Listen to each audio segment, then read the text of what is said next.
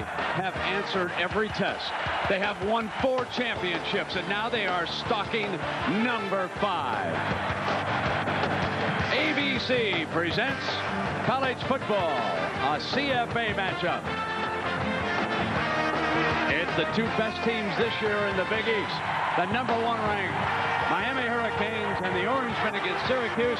Good afternoon and welcome, everybody. I'm Brett Musburger. Dick Vermeil, does Syracuse have a chance? Yes, they do, but they're going to have to play with the poise of a team that's been in a game like this. They're close enough physically.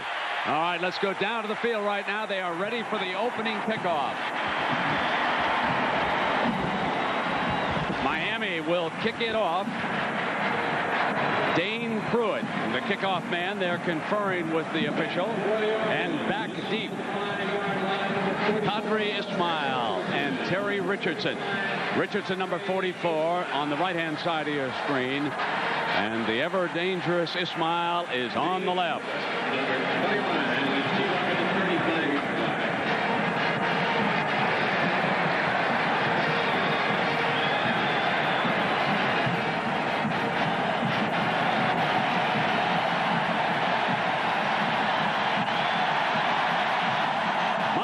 Goes after number 28 in a row. Here's Ismail coming out from the 7. Slips down short of the 20-yard line. Where our diehard starting lineup for Syracuse will look like this. Pressure on this offensive line. They may be the most important part of this ball game. They have got to give these skilled players time. Ismail, Walker, Wooten, Hill, and Gedney. The trigger man is number 5, the junior Marvin Graves, who is destined to become the top-rated quarterback of all time here at Syracuse. He is the leading passer in the nation right now. He does like the option. Comes up to the line of scrimmage with our first play. Walker is his tailback. Gedney, 84, switches over to the right side. They start with the wishbone look. This is Walker jitterbugging through and popping close to the 20, and Mark Caesar. Miami lines up this way defensively. Patrick Riley steps into that defensive line. Kevin Patrick is healthy this week. Perhaps the greatest trio of linebackers in college football over the last decade. Smith, Barrow, and Armstead. The star here is number 47, Ryan McNeil, destined to play for a long time on Sunday afternoons after his career in Miami is over. 2nd and 8 for Syracuse.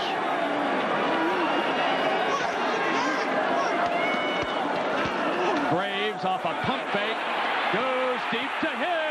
Incomplete. Shelby Hill and Ryan McNeil in pursuit. See, Brent, the Syracuse staff does not believe they can go deep with just a straight go move, that they have to use a double move, a move in which they can start a break at 12 yards, pump, fake it, and then go deep, because these corners are so aggressive and so confident. That'll back them off for the rest of the ball game. 3rd and 8. The play comes in from the sideline from Paul Pasqualoni, the head man here at Syracuse. Graves then checks his wristband to see the full extent of the blocking patterns and the pass patterns that his 3 wide receivers are to run here against Miami. Armstead tightens up at the right. He's coming. Here comes Armstead. He has got him.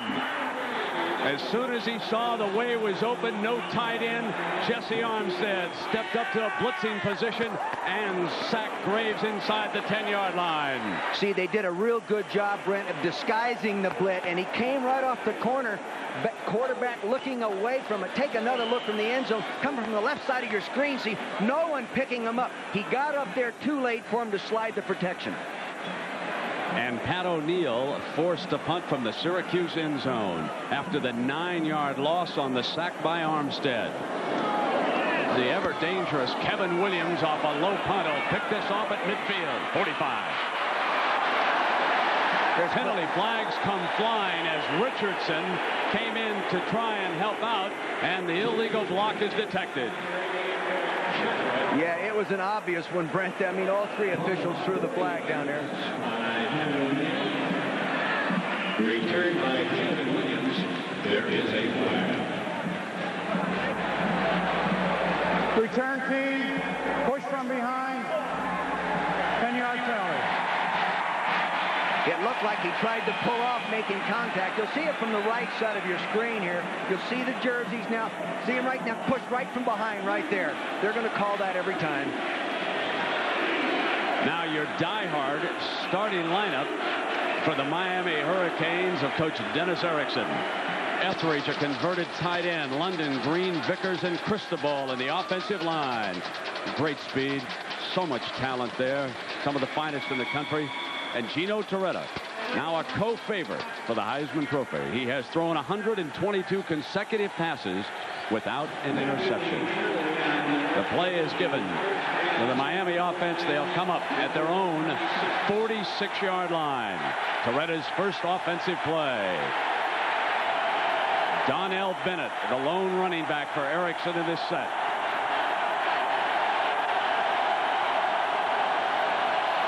Off a fake, Torretta goes deep on the bomb. Caught by Copeland at the 5-yard line with Dwayne Joseph covering. It is the dangerous one, Horace Copeland. First play of the game, thinking run, play action. He'll freeze the safety, keep him inside, come up. Now you've got a world-class sprinter, the Big East sprint champion, high jump champion, broad jump champion, going after this ball right here. There he is, the best receiver against the best defender, and he comes down with it. He was not even looking at that football. He snagged it. Holy Toledo's on that catch. A 48-yard gain. First and goal. The Canes go all out.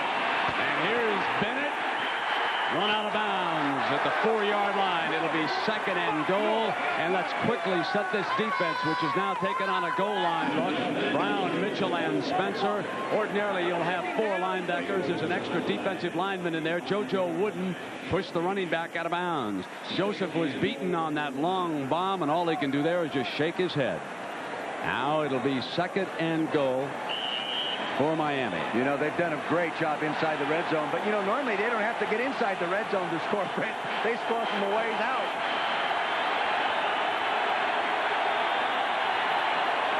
Three wide receivers off the fake, intercepted at the goal line by Conley. Conley picks it off for Syracuse. Conley out of bounds at the 27. What a huge moment. The first interception for Gino Torretta in better than 120 passes.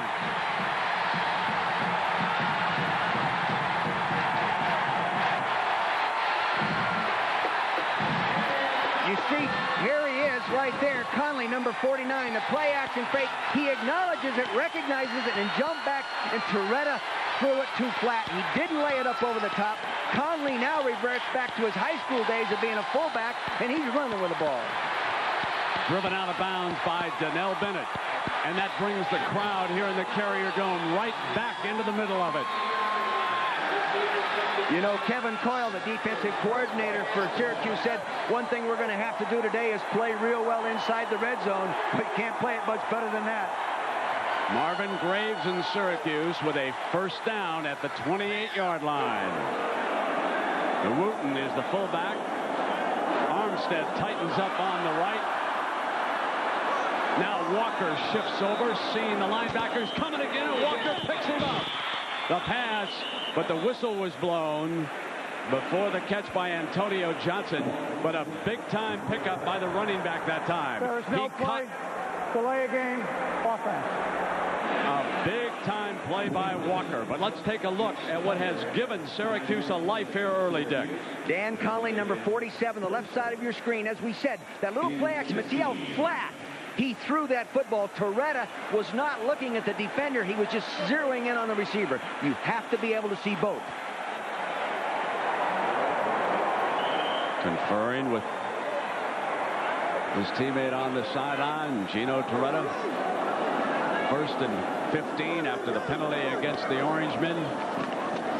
And Graves had handed to Wooten. Wooten to the 29-yard line, and Armstead jumping back across to nick him first, and then cleaning up there is number 56, Michael Barrow. You know, George DeLeon, the offensive coordinator, said they have to establish the running game, but within that establishment of the running game, they're going to know they have to run some counters to slow down those linebackers. They haven't been running a lot of counter offense this year.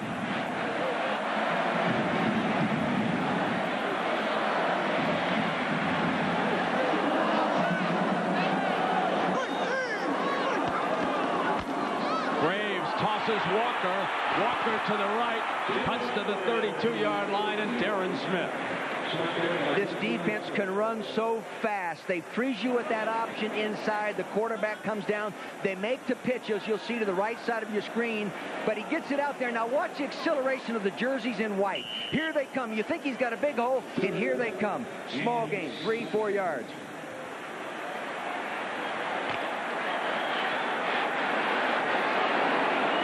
Third and 6 for Syracuse.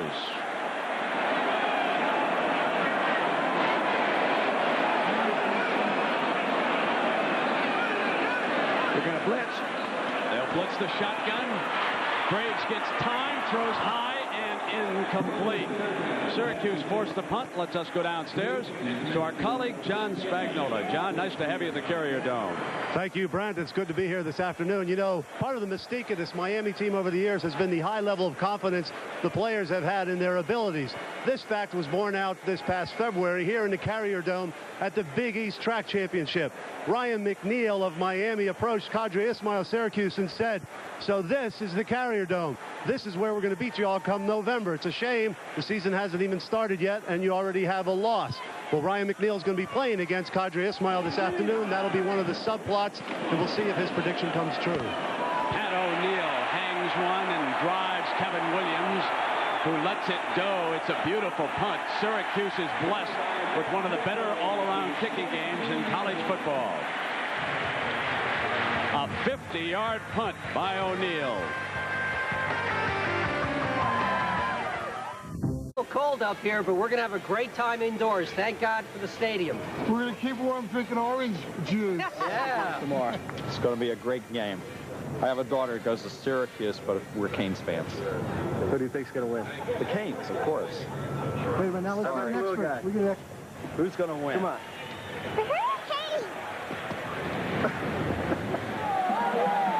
For those of you who have seen the movie A River Runs Through It, Dennis Erickson went to school very close to where most of that movie was filmed, nearby Bozeman, Montana. He was a quarterback at Montana State, and now he is attempting to win his third national championship in 4 years at Miami.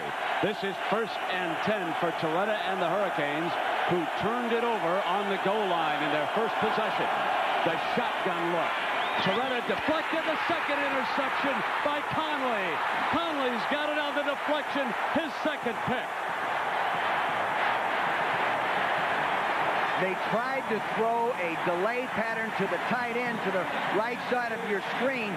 Right over here, he's in front of the line. You'll see it right there. Now he'll come off. The ball gets tipped. See, actually, no, there was a delay to the running back coming out to Bennett. And here he is, Mr. Handy for the day. Dan Conley being right where he has to be to make the pick. Kevin Mitchell, the nose man, deflected it.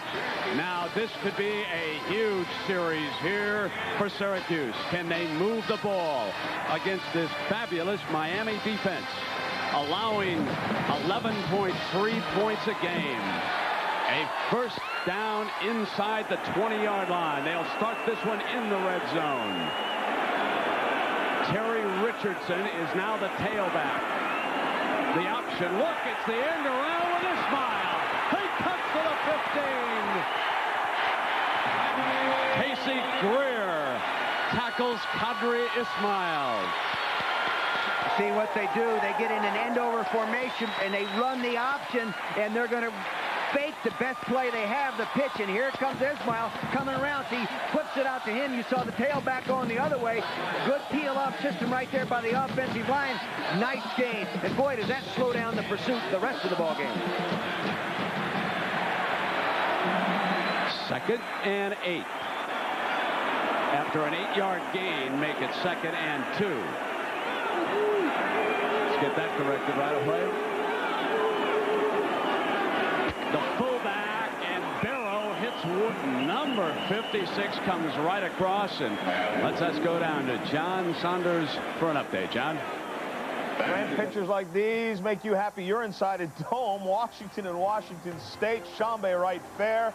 Pumps it in from 3 yards out. They missed the point after. 6-0 early on. Brent. John, we don't have quite the snow that they have out in the state of Washington today. Dennis Erickson once a head coach out at Washington State. There was a late penalty flag which came down, and it was a personal foul against Syracuse. The ball has been brought back to the 26-yard line. See, Brent, these are the kinds of things an inexperienced team, excited, intense, and all like that, really trying to play tough and misdirecting their intensity. That's a dumb foul. So now it is 3rd down and 18 yards.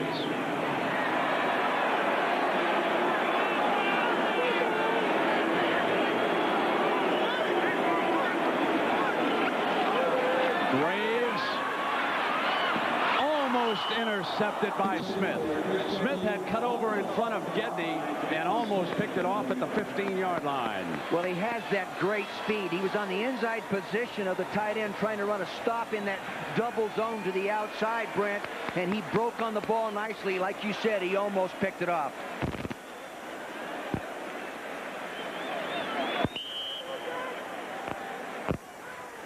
So another disappointment, but John Biscup has a long leg. This is a 43-yarder for Biscup.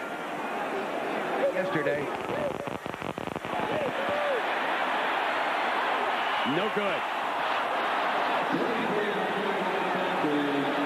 A wasted opportunity for Syracuse.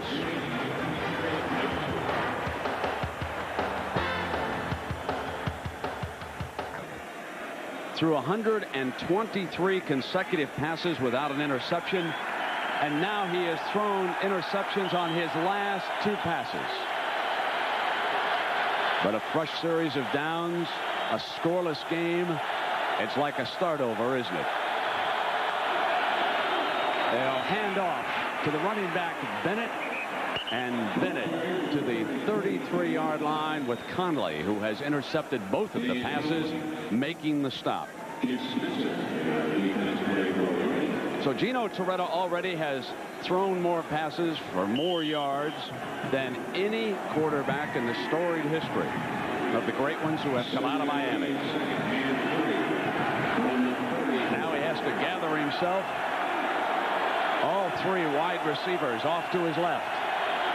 2nd and 3 after the 7-yard run by Bennett. It's Bennett again to the 35-yard line and just short of the 1st down with noseman Kevin Mitchell bringing him down.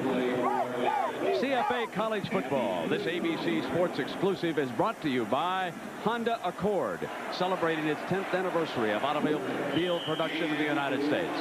By Tartar Control Crest, the dentist choice to help keep your teeth tartar-free. By UPS.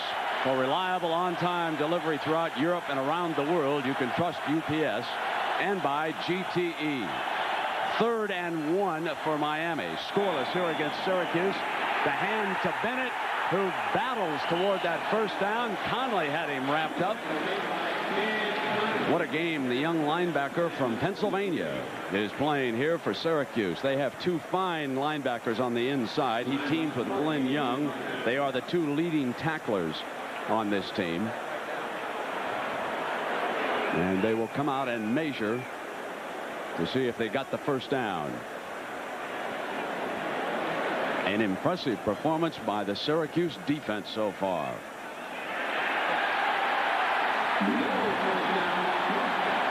Now Dennis Erickson will have to make his first decision of the ball game. And he didn't even hesitate. The Canes will go for it.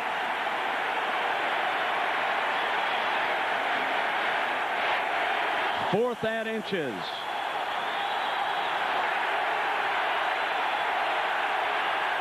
More like likely they'll run a quarterback sneak here, Brent. Mitchell, the hand, and Bennett to the 47-yard line with JoJo Wooden bringing him down. The unexpected got the first down. You bet. And see, they got the good drive block to the left side of their offensive line. You'll see on the right side of your screen, offensive lineman coming off. They pick up the linebacker in their zone blocking. That gave him that cutback lane and the first down. 12-yard run. Dan Conley out for a breather. 1st and 10, Miami. Off a play fake. Toretta gonna go deep. Wants Kevin Williams. Williams incomplete.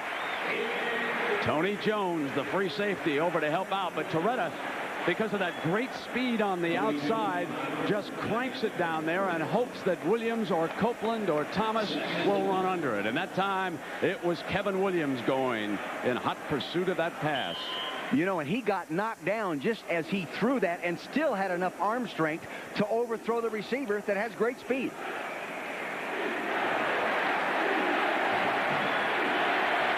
Second and 10. Toretta in the shotgun.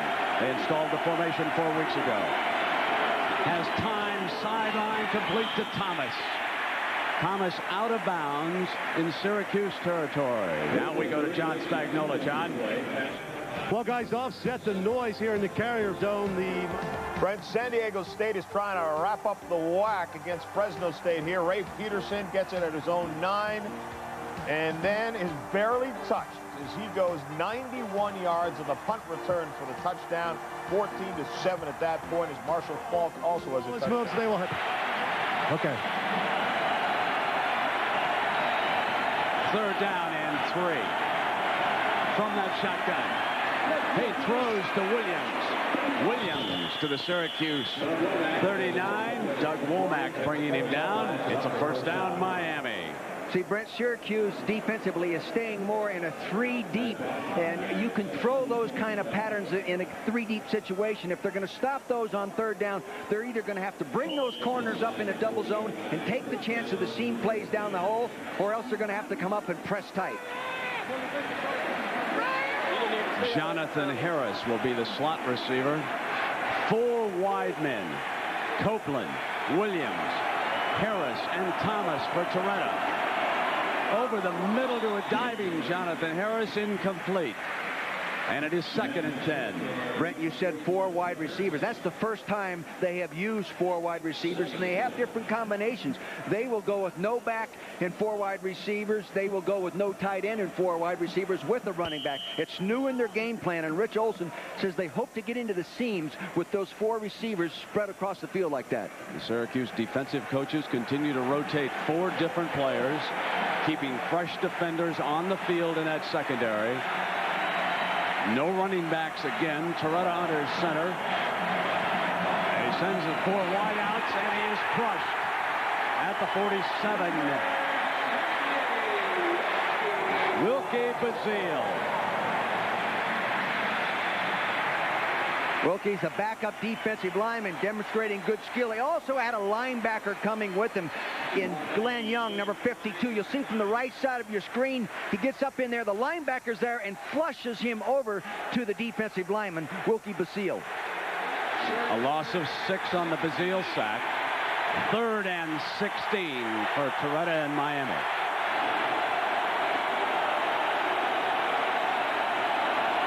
Movement. And the penalty flag is down as a result of the movement.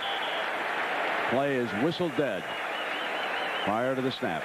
That time on that 3rd down conversion situation, Syracuse did go to a man to coverage over on those people and press.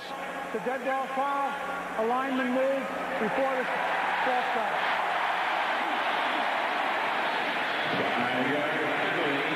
Let's go down to John Spagnola. Well, Brent, to offset the noise factor here in the Carrier Dome, the Miami offense will go with a system where Gino Toretta, the quarterback, will lift his leg to tell the center, Tyrell Green, he's ready. And then Tyrell Green will bark out the signals so his offensive lineman can hear him. Everybody else looks into the ball. Let's watch it happen. 3rd and 21. Toretta Blitz. Womack hits him on the release. Incomplete. Miami forced the punt.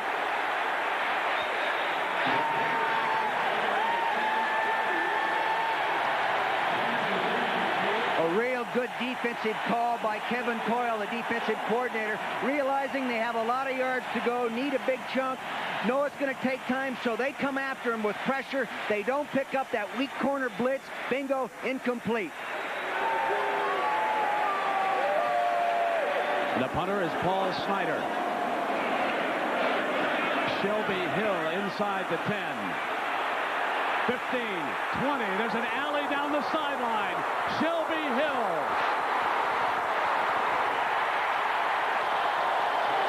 A penalty flag back at the 15-yard line. Hold on. It was a 50-yard return, but there is a penalty. And this one is coming back.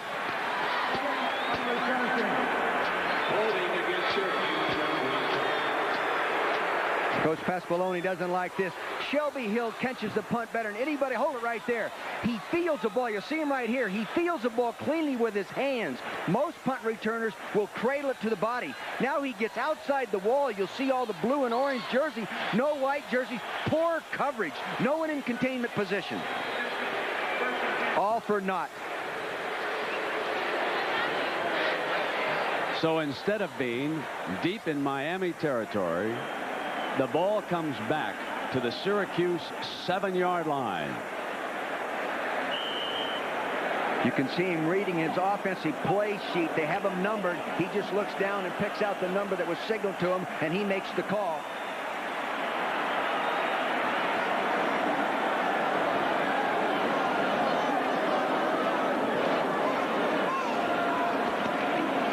He slips. He slipped at the 5-yard line. You know, Brent, I don't know if he slipped as much as maybe the offensive center stepped back on the snap and stepped on his foot. That happens so many times, especially as the quarterback creeps up underneath there and gets his feet too far up underneath.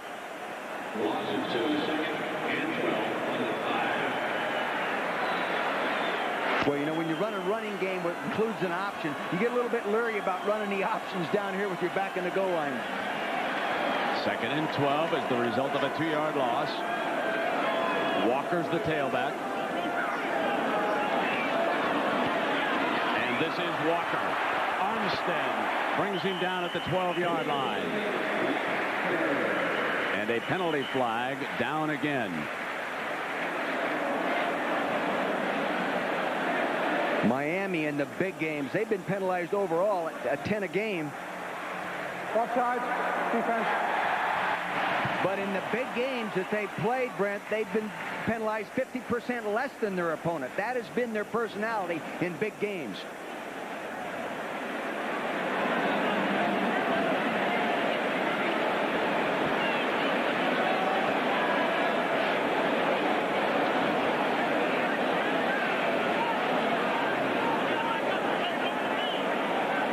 Marvin Graves has so many different talents. The talent to run the option down the line of scrimmage, the talent to pitch quickly, the talent to come off all those actions and then throw a pass accurately downfield and reading the coverages. Good drop back passer. They have some other things in the game like the middle screen to the wide receiver coming outside back to the inside. Things that he executes real well. Walker, the captain, attempting. The penalty is accepted. There'll be 2nd down. Instead of using the down on Walker's run, they will take the penalty now so that it saves them a down. That was the confusion down on the field. The coaches were trying to get Walker's attention out on the field. That makes it now 2nd and 7. The ball at the 10-yard line.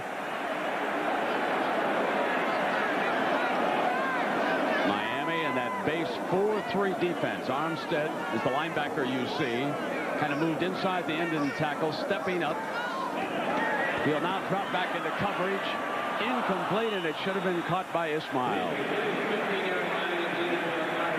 The linebackers, as the cadence was going with the quarterback, the linebackers kept one step closer, one step closer, one step closer. They were hoping for run.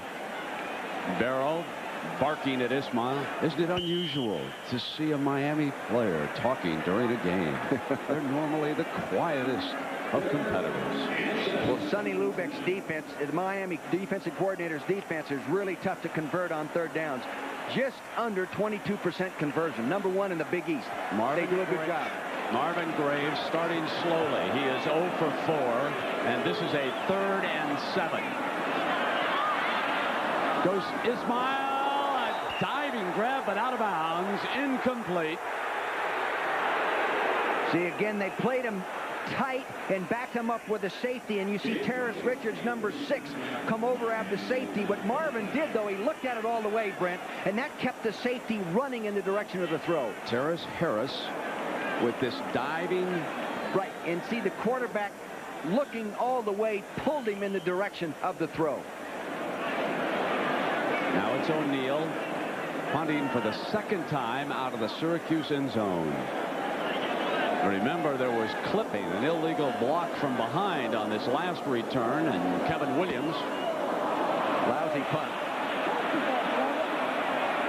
On a one-hop, Williams dancing, breaks a couple of tackles, but gets no further than that spot at the 47-yard line. You know, when you're going to upset the number 1 team in the country, Brent, you can't make as many mistakes as they've already made. You mentioned getting a long punt return call back, being down inside the 20 in a 15-yard personal foul. Not good football. Trying to win their 5th national title in 10 years. And a young man who helped them wrapped up, number 4, is now in as running back. Number 23, Larry Jones, who had a standout game against Nebraska in the Orange Bowl. He will spell Donnell Bennett in that backfield. 3 wide receivers, and they'll try Jones right away. And this Syracuse defense led by Dan Conley, who took a break on the late in that last series, and he comes up and makes another hit. He is having a spectacular game from that inside linebacking spot. He's starting hot. These guys normally start very fast, you know, ranked 5th in the nation in rushing defense. They're starting fast again and shutting you down. In case you just joined us, Syracuse intercepted 2 passes, 1 down on the goal line, stopping a Miami touchdown, but they could not cash in on the 2nd. And from the shotgun, Toretta high and incomplete. Pass was intended for Copeland on that far side. Brent, you notice they're not walked up on the wide receivers' faces or playing the double zone very much. The game plan by Kevin Coyle is to play as much 3 deep as they can and invite the quick hitches and quick outs. The Syracuse defense has been very impressive. They have been. They're getting a good pass rush by the down 4 as well. But the coverage scheme, I think, is also confusing them just a little bit.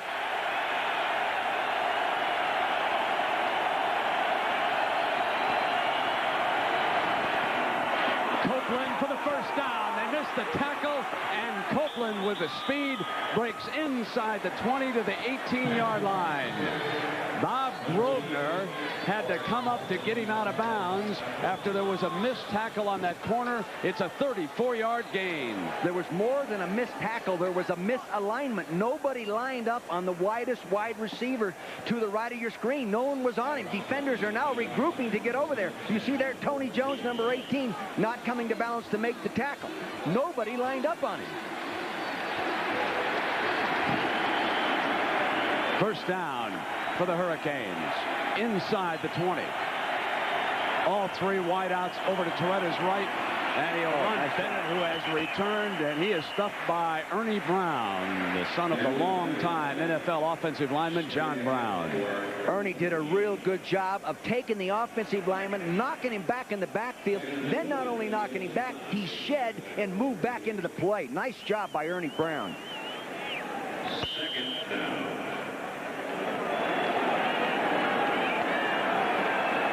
2nd and 10. And Miami goes back to 4 wide receivers and no running backs. Boy, does this put pressure on you now, Brent. They're bringing the linebackers. And they Thomas, who is smacked at the 16 by Glenn Young. They were running that middle screen. Glenn Young was coming in a blitz. He got picked up by the blocker and then turned and looked, and here comes the screen. You'll see blitz right over here. There's Young. See him start to blitz? He gets picked up in the screen block. He turns, look outside. Look at this. Wow! That's smarts. The pre-med major from Canada unloads on Thomas. He performed a little surgery that time, and as a result, 3rd and 8 yards for Toretto. Fires to Kevin Williams, and Williams is hit by Womack at the 13. It'll be field goal time for Dane Pruitt and the Hurricanes. Their field goal kicker from inside the 40-yard line, Brent, is only 58%. That's below NCAA average for a field goal kicker. Normally, they're around 68%. Hunter Paul Snyder is the holder. It's a 30-yard attempt.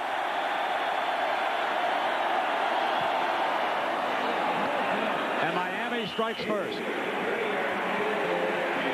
A 30-yard field goal by Dane Pruitt. The Hurricanes 3, Syracuse nothing. Thanksgiving Day. We're in Birmingham doing Alabama, Auburn. The #1 defense in the country, right? Alabama. Alabama with a chance to win a national championship should Miami slip, and they keep winning. Road not going to be easy. Then on Friday, from down Oklahoma way, it's Nebraska and Oklahoma. So a lot of college football action coming your way this Thanksgiving week on ABC. Auburn, Alabama on Turkey Day. This has been a tough, hard-hitting, exciting game, and you look at the scoreboard, and it's only 3-0.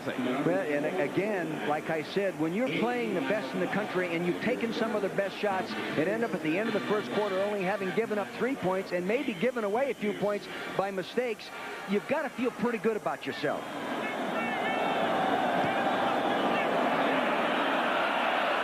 Ismail lets this one go out of bounds. They'll have a choice. They'll either bring it out on the 35-yard line or have them re-kick. With a guy like Ismail, you know, I think you might as well, more often than not, let him kick it back to him. I think. They're going to line up and play offense. Dick, I'm sort of surprised you'd say that. That would be... Yeah, you know, he's just such an explosive type kid, and you never know when he's going to put the ball down in the end zone when he touches it, Brent. But doesn't the Miami kicker have something to say about that? That's right, he does, and maybe they don't do it because they know he doesn't kick the ball consistently very well. I'm just talking about athletic talent. First and 10 at the 35. That's the choice Syracuse elects to make. Now Marvin Graves trying to get into a rhythm against this defense.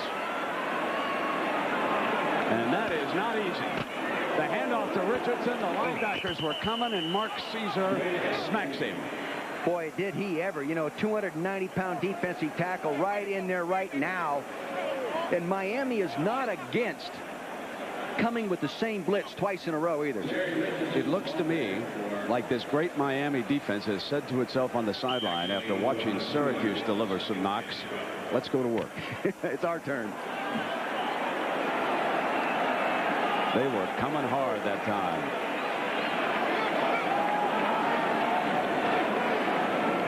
Graves 0 for 5. Throwing the ball, and he came in. The nation's leading passer, Barrow, is picked up. He slips away from Smith. Barrow came off of that block and took him down at the 27-yard line. See, what did they do? 2 blitzes in a row. Not many teams do that. You don't expect teams to do it. But Miami will do it. Boy, and that throws you off. Here's Burrow. You see him coming up inside. Armstead, #1, up inside. Jams all the holes. He gets outside there. Now he's scraping off to the outside after being picked up. And there he finds the quarterback with a ball in his hand. But Syracuse left with a 3rd and 16.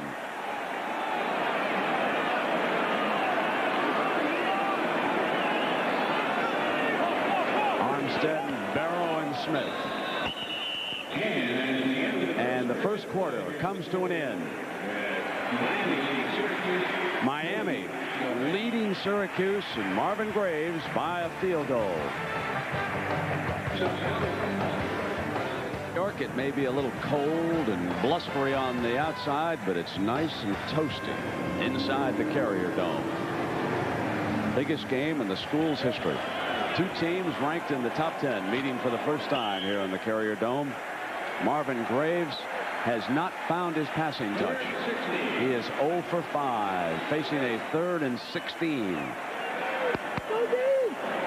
Hill is out to his right. Gedney, his talented tight end, who slotted there to his left. And Graves will look to get off the schneid, set the screen to Richardson for his first completion. And Richardson out of bounds at the 32-yard line. Armstead and Krein over there along the sideline. And Syracuse forced to punt. Miami has just dominated the numbers in this first half. You look at total yards, 120-1, but the score is 3-0 in favor of Miami. 3-0. Syracuse, like you say, Brent, have got to get something going. And if they can't run the option in their running game, then they're really in trouble. O'Neal punting again. Standing on the Syracuse 18. Kevin Williams. O'Neal drives Williams back to the 9-yard line. He eludes the first tackler. Now jitterbugs, and he is down at the 16-yard line. Matt Greco, the linebacker, bringing him down. A 58-yard punt by Pat O'Neal. Pat O'Neal really has a nice leg swing. He's also an excellent kickoff man. He swings and follows through nicely, gets a good drop. See, now watch him finish. See that leg come all the way up like that? Nice finish by a young punter. Coming into the game, you might have given Syracuse a slight edge overall in the kicking game, yet it is a field goal by Miami that has them ahead 3-0, and Syracuse missed its only field goal. Gino Torretta suffered 2 turnovers, but Syracuse could not cash in. And on the handoff to Bennett, Torretta goes down. And Bennett is smacked at the 16-yard line. That was the counter play, and I believe that he tripped over one of the pulling guard or tackle, moving over there to get a block at the point of attack. You'll see him trip here. Now watch the lineman to the right side of your screen. See him pull? See, and they tripped him up right there. He's not getting out from behind the center quick enough if his guards are tripping him. Syracuse is doing one thing that Arizona did when they played Miami. They are coming hard. It is 2nd and 9. Torretta. And the receiver cut out. That was Thomas. And Joseph barking away at Thomas as he had him covered over here on the sideline. So you can play that aggressive short like Joseph did. If you know you're being backed up by the safety like he was, he can be aggressive as he wants up short that way. There was a 3-week stretch earlier when Miami battled through Arizona, Florida State, and Penn State. They have not played anybody of that caliber until today. From the shotgun. A quick dump to Williams, and Williams spins away from a defender, ducks under another, and makes it to the 34. A penalty flag down. A 1st and 10 for the Hurricanes. See, this is the one thing Syracuse does not want to allow to happen. For the guy to catch the ball going north and south and then turn upfield. See, he doesn't want to allow them to turn upfield. Coach Pasqualoni said that is critical in their plan. Yes, they catch it, but don't let them turn up. Offense. The 17-yarder nullified.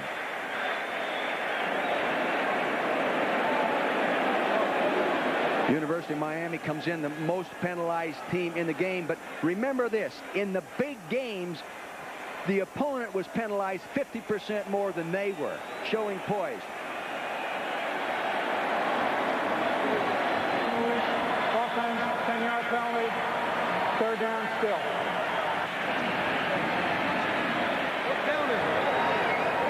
This time, they will need 4 yards. for a first down. It is 3rd and 4. Spencer, Williams, and Thomas will be the wide receiver package for Toretta. Bennett will be the running back. They've got 4 receivers. The tight end, Bell, has been used as a blocker. Now he slips out. Toretta looks the other way. Dropped. Incomplete. Thomas couldn't hold on.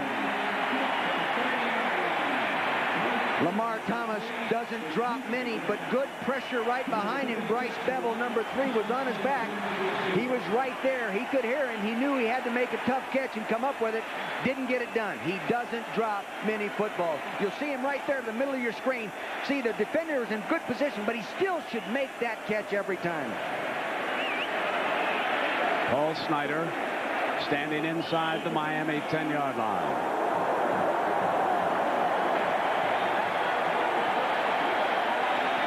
Shelby Hill awaits the punt.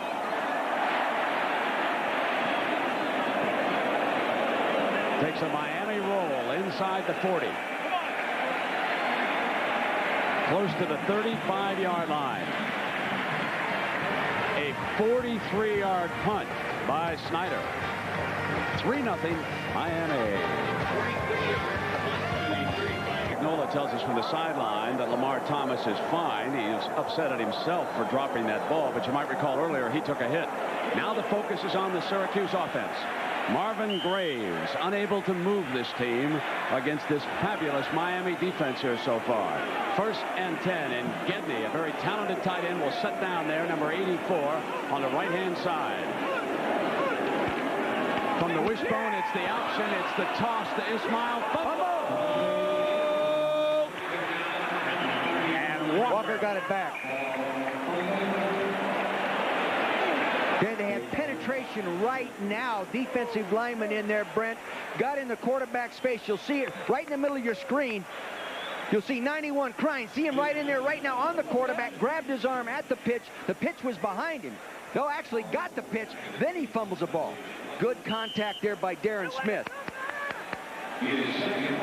A painful name for Penn State fans. Crying. Crying, yeah. Screen pass, pickoff, touchdown. 2nd down and 20 after the 10-yard loss.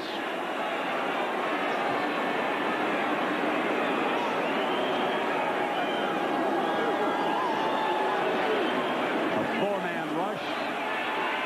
Graves forced to go down, and Klein was closing in, but the man who was exerting the pressure was Mark Caesar. They've got to get into their draw game, Brent, and try to slow that rush down a little bit, get the ball outside quickly. But the rush right now, they're overpowering the offensive lineman. They're getting back to the quarterback as quick as he is. You see Klein, he's just as deep as the quarterback. Here goes a good push by Caesar up inside. They've got to give him more room. It is 3rd and 28, and Miami doesn't even have to think about bringing the linebackers now with the 4 defensive linemen exerting all this pressure. Plus, they can just turn it loose now. They don't care if they run a draw play. They have just dropped those backers about 4 yards off the line.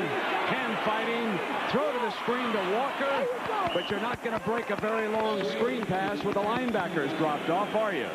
They're just sitting in there waiting for that. The defense in that long yard situation has all the advantages.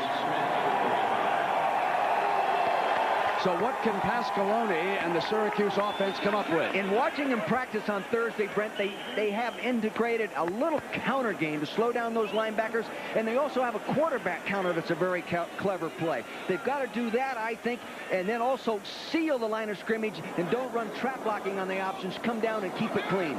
Because it can be over in a hurry against Miami. Oh, once they get it up on you. Nice punt. Now Williams. Williams from the 33. Williams tossed down at the 37-yard line. 3-0, the Hurricanes. These schools for Syracuse, Jimmy Brown, the late Ernie Davis, Floyd Little, Larry Zonka, John Mackey. All-star here. And at Miami, Jimmy Kelly. Bernie Kosar, Vinny Testaverde, Steve Walsh, and now Gino Torretta. And Miami trying to become the first team to win back-to-back national championships as an undefeated team since the Bud Wilkinson Oklahoma Sooners of the mid-50s. Torretta with a 1st and 10 and a 3-point lead. Here is the hand to Jones, and Jones is hit by Young. Good penetration inside on that draw play by Kevin Mitchell. He knocked him off just off balance a little, Brent, and then both linebackers, like you said, Young and Conley, filled properly. Glenn Young made the defensive play. It has been an impressive performance by the Syracuse defense. But their offense is being dominated by the Miami D. From that shotgun, Torretta with time, rifles a diving completion at the 49-yard line. It was Spencer, Darrell Spencer, making the catch, and the crowd on this side did not approve of this call. That's the advantage of the shotgun. That's one of the reasons that the Miami staff moved to the shotgun. See, you got him back away from the hard rush. He can see the defense there. He's got a lot of time. He throws it. Right there, the fans are complaining about the spot, Brent. They've been real good with this shotgun since they put it. Look at that, 68% complete. 1st and 10 after the 11-yard gain. Torretta rolling to the right, steps away from Hawkins. Now he is smacked at the 41, and a penalty flag down as Kevin Mitchell, the nose man, took care of the Miami quarterback, and there is a penalty also in that backfield. They called Kevin Williams, the little 5'9", 180-pound wingback, for trying to grab the penetrating outside linebacker Garland Hawkins. They saw it. Hey, but you know, if a guy's going to hit your quarterback, you might as well try to prevent it by doing anything you can. Torretta's not the most nifty guy, but he has enough mobility to avoid the one-man rush. The 2 guys after him, he's in trouble. Ladies and gentlemen, there is some big-time defense being played. On the offense, penalties decline, 2nd down. And that defense is being played on both sides of the ball. Pasqualani's Syracuse Orangemen have risen to the task defensively. We knew Miami would play well. They always do. And really, the strength of this Syracuse football team all year has been their offense. 2nd and 17. 4 wide receivers. Torretta hits Copeland at midfield. Copeland to the 44-yard line, and a Miami 1st down. Starts the play. Pass caught by number 88, Morris Copeland. You know, again, the receiver caught the ball coming parallel across the line of scrimmage. You'll see Wilkie Bazile, number 70. Watch his helmet. Hey, Wilk, put it back on, buddy. You're going to get hurt. Look at him. Watch it. He doesn't care if he's got a helmet on. He's playing Miami.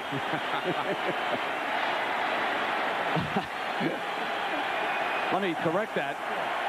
That was 4 yards short of a 1st down. So the ball is put down just at the 45. Torretta now throws to Thomas for the 1st down. So they come right back on the next play and get it at the 36. Bryce Bevel with the coverage. See what they do? They get those 3 wide receivers. See them right here? 1, 2, 3 to the right side of your screen. Now they run little corner or crossing type moves. Sometimes you'll get them caught in a pick. Here it's not. They're man-to-man underneath, being backed up by safeties. 1st down, move the chains. A.C. Tellison, a wide receiver, out to Torretta's left. Spencer, the slot man. Larry Jones back in as the Miami running back. It's Jones to the 33-yard line. And Glenn Young there defensively for the Orangemen. Excellent blocking by big Diego London, number 74, the right offensive guard on that time. Boy, Brent, he got real good movement and allowed him to turn back up inside like that. 6 minutes and 50 seconds left in the 1st half. Miami leads it by a field goal. Syracuse missed the field goal and could not take advantage of 2 interceptions in that 1st quarter. One of them stopped a possible Miami touchdown. Off the fake, Toretta rolls to the right. Toretta will keep it. And he is banged out of bounds by Wooden at the 31. And let's get an update from John Saunders. John? Brent, back to the snow. Washington and Washington State. Mark Brunell somehow manages to keep his footing as he goes for the flag and gets to the corner. 7-6. They have the lead. Brent. Well, Erickson is happy he's not in Pullman today. 2 years back, he moved to Miami from Washington State. That's where he convinced the football world that he was a great coach when he took that team and turned it quickly around in 1 year. Now he has won 2 titles in 3 years, going for a third. Third down, complete to Williams. Williams stopped by Danny Conley at the 36-yard line.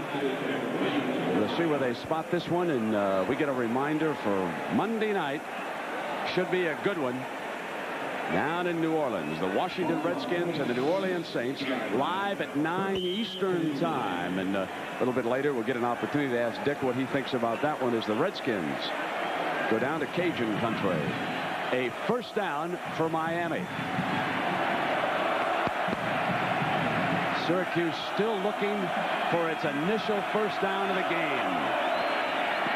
Toretta with time.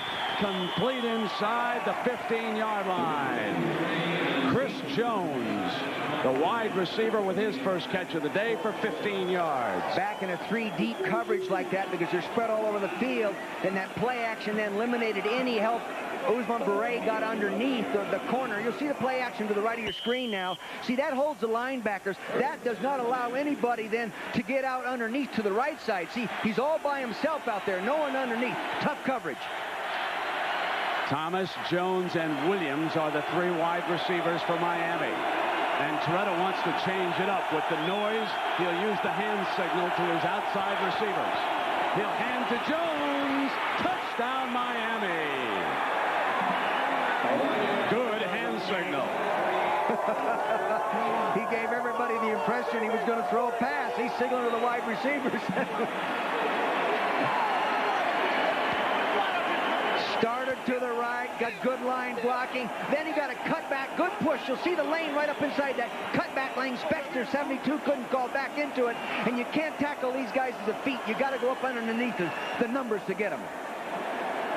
Dane Pruitt on the field for the extra point attempt.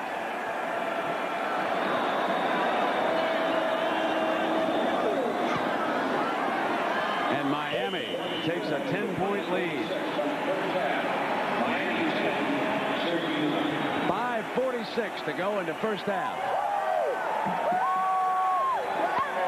The Hurricanes lead Syracuse 10-0.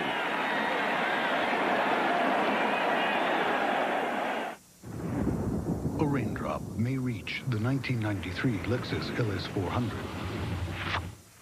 Getting inside is another matter.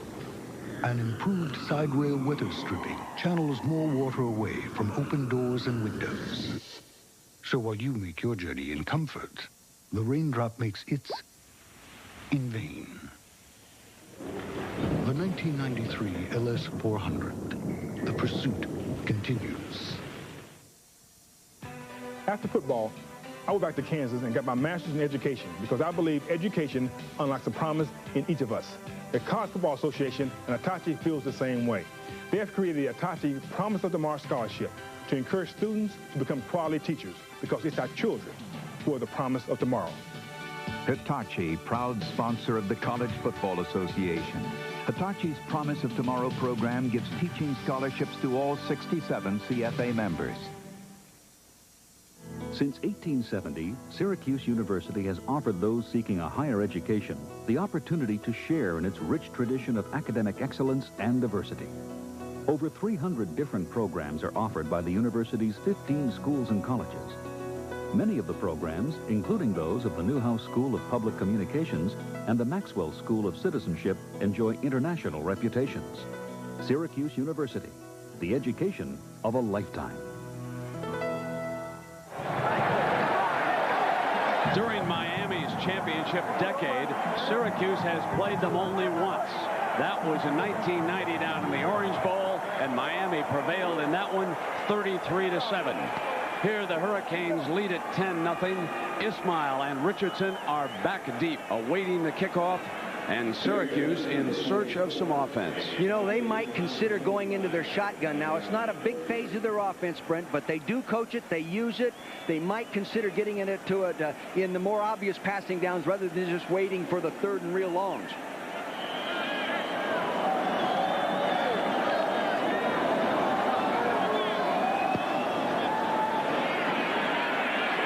Ismail at the 2. 15, 20 to the 24-yard line. This is what's tough on a young linebacker. Now watch Glenn Young right here. He's reading the running back start his course like that, and then he gets the cutback and a real good block by Diego London, the left guard, number 74. See that? Now he's flowing inside. Now freeze it right there. Freeze it. Normally you would have a linebacker falling into here, but with the spread formation, he's walked out and he can't get there. See, here he comes in too late. Marcus Lee is the fullback in front of Terry Richardson. The straight I formation. The option look. Graves hit by Armstead and down at the 21-yard line. The linebacker all over him. See, Armstead, the linebacker, is reading the offensive line blocking on that play action. If he reads play action, they've given him the okay to blitz. Because when they normally run the option on that side, Brent, they block down. See, then he plays the option. If they play pass it, they hook block, and he's to shoot it. It worked that time. A 4-yard loss puts Syracuse in 2nd and 14. McNeil, the corner, is overmatched up against Shelby Hill.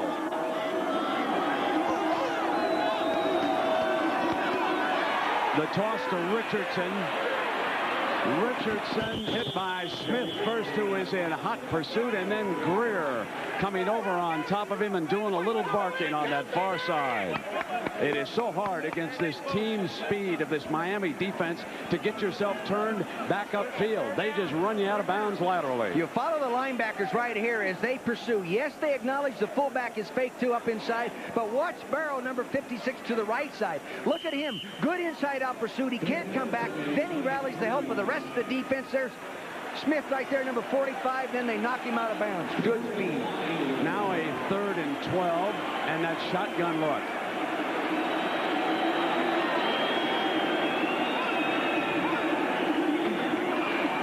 Graves steps away from the pressure, intercepted on the ricochet, picked off by Siegler, and Siegler to the 30, down to the 27-yard line. The ball should have been caught. He threw it rather hard, perhaps, and I believe it came off Kerry Farrell's hands. Let's take a look. Yeah, no excuse, so he has to make that catch. Marvin Graves back in the shotgun. He's pressured out of the pocket. He has time to find the receiver downfield. Kerry Farrell coming back to the inside now from the left side of your screen. You'll see him right there. Now he throws it. Here it is, right on the money. Yes, a little bit behind. Have to make the catch if you're going to beat a great team.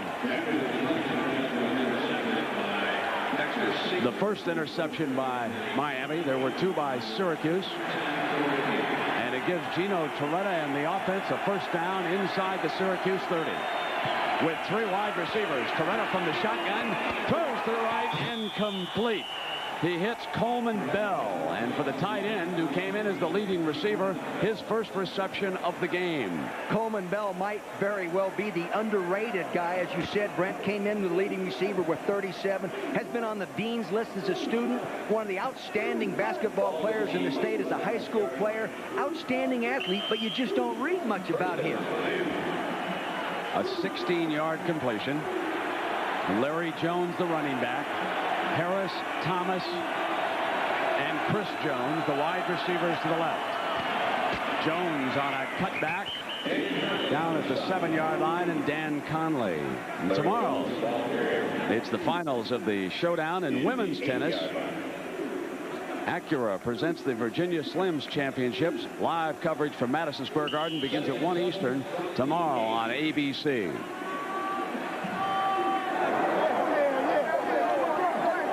know, Syracuse defensively now, they've got to come up with some kind of a blitz.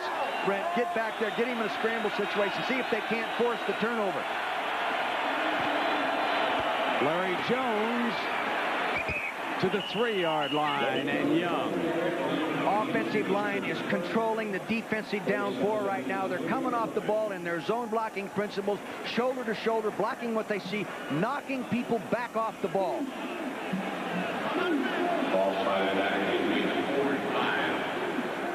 Sometimes it's right now, Brent, you throw away your game plan and do something. Hey, I've got to create something bad for Miami right now. All out. Let him go have it.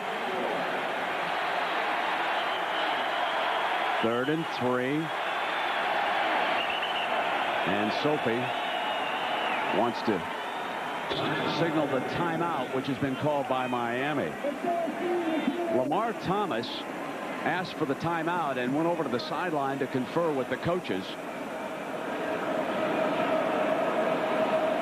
You know, I talked with Coach Erickson on the field yesterday. I think he was a little bit more nervous than the players. The players were out there jiving around and real relaxed. But the coaching staff, they were uptight. Came here with a lot of respect for Syracuse. Coming up on the Prudential halftime report, John Saunders will have scores and highlights from all of today's games, plus a feature on Florida State's quarterback and 2-sport star, Charlie Ward. Next Saturday, a big one down in Tallahassee. The Seminoles of Florida State against the Gators of Florida.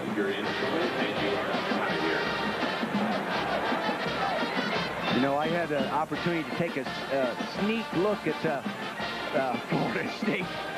Oh, Brent, they have some boys that can play. Well, one thing that Miami is not short of is confidence, and Coach Dennis Erickson spoke about that. We've been able to do it, and we've done it for a lot of years, and the players that have played in it have taught the younger players how to do it, and that's how it's kind of come down over the years. And we're just confident that in big games that we're going to come through and make plays when we have to, and that's what we've been able to do so far. Looking for one here on 3rd and 3. Torretta fires incomplete. The running back, Donnell Bennett, the intended receiver, and it's field goal time for Dane Pruitt. Donnell Bennett came out of the backfield. They don't do that very much with their one-back set, but he's out there, special play. There it is. He's wide open. Just doesn't get him the football.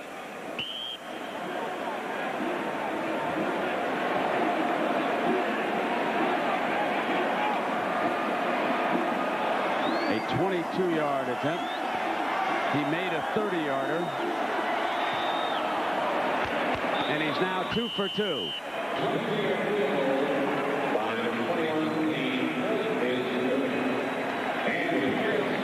Yes, they gave up 3 points, but boy, and stopping it from getting that big 6, maybe 7 with the extra point, still a pretty good series down inside the 10-yard line. Miami extends its lead to 13 points here in the first half. They're doing a good job of converting 3rd down, Brent. Miami is. Syracuse and their coaches are going to maybe have to just come up with a little different scheme or part of their defensive package on 3rd down to shake them up a little bit.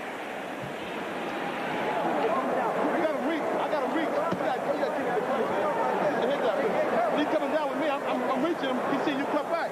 He's coming right back, and I can't get him blocked that way.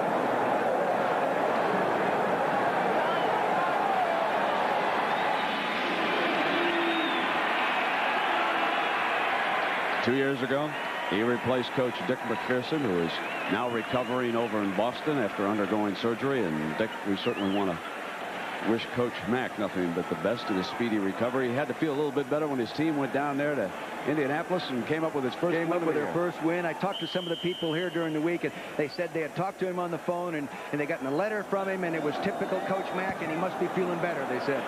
He'd feel a lot better if the Syracuse offense could get something going here, too.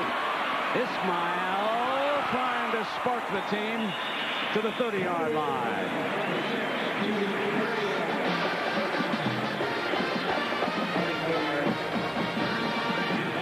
One of of the things about Marvin Graves and the attack he's running with the offensive line being overwhelmed, especially at the tackle spots, he's not getting much time to maneuver, is he? That's right. And plus, a lot of their play actions come off option where you go down the line of scrimmage, Brent, and that makes it even tougher.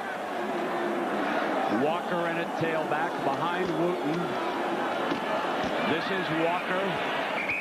Walker to the 33, and let's go downstairs to John Spagnola. John? Thank you, Brent. I'm with Lawrence Moten, the freshman player of the year in basketball for the Syracuse Orangemen, who also happens to be Marvin Graves' roommate.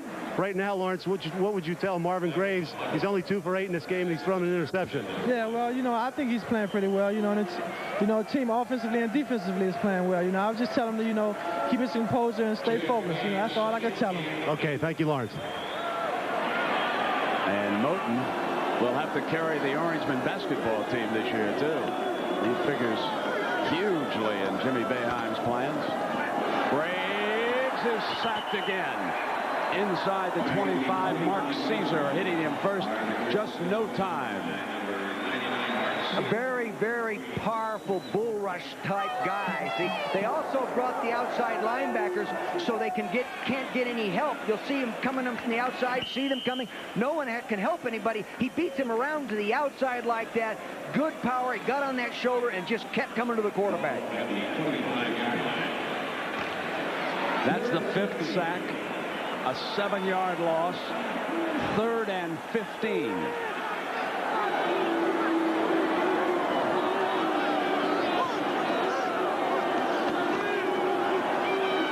Graves gets time.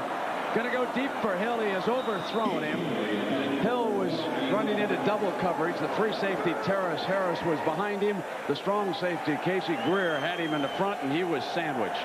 But Graves did have time that time. He did have time because that time they only brought the down 4. So that leaves a center to help out inside like that. And even a running back in position now can take a little chip on a defensive end coming around the outside. How good has this Miami defense been?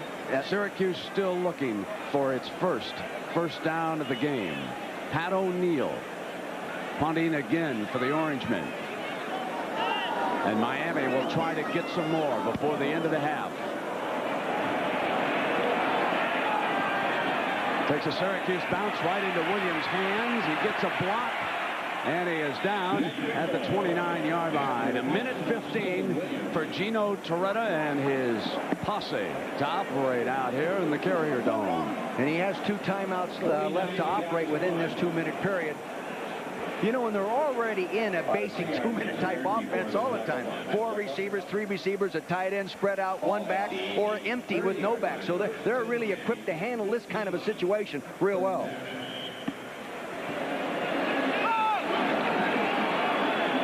Favored by a touchdown. Miami leads it by 13. The wideouts out to the left.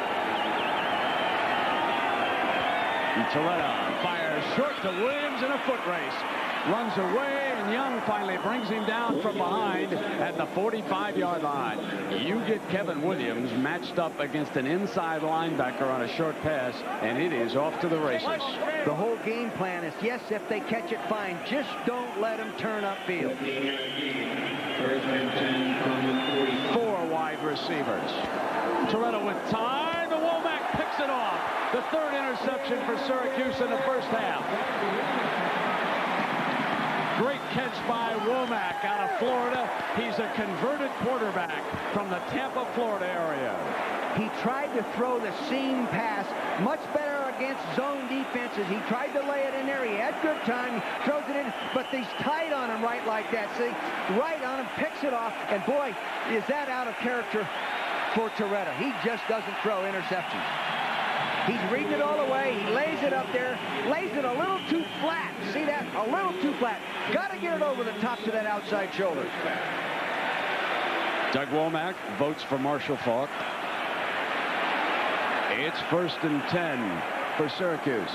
Inside of a minute. They have all 3 timeouts. Off a fake. Graves to Gedney, his first catch. And Gedney to the 37-yard line. See, and if they're going to score points, Brent, you just made the statement, his first catch. If they're going to score, they've got to get the ball in that guy's hands. He's the #1 receiver as a tight end in the history of the school. That's their first down of the half. It's for 25 yards, and Brian Pacucci checks in at fullback. Walker is the halfback. Gray's backside is in the arms of Kevin Patrick. He comes back around the outside. You know, he replaced Rusty Medeiros, the fine defensive lineman. He gets his 8th sack of the year.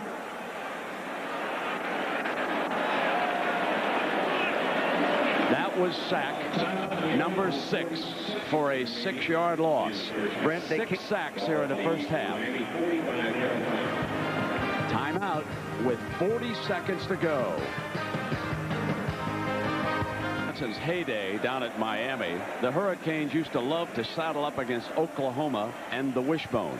And here they have shut down Syracuse's option attack with Dennis Erickson inheriting that defensive legacy. This is 2nd and 16 at the 44-yard line for Syracuse.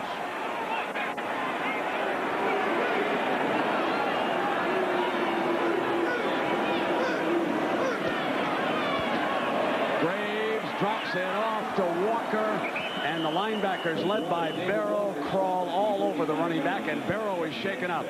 Barrow is down at the 45-yard line. He reads things so quickly and then doesn't waste a step in getting to where he has to go to make the play. You'll see him right here in the middle of your screen. Now watch what he does. He'll read the action, lineman all sitting tall. He sees this now. He sits there, he turns, he sees the middle screen start. He ricochets off the offensive tackle, goes up, takes it on, puts him down.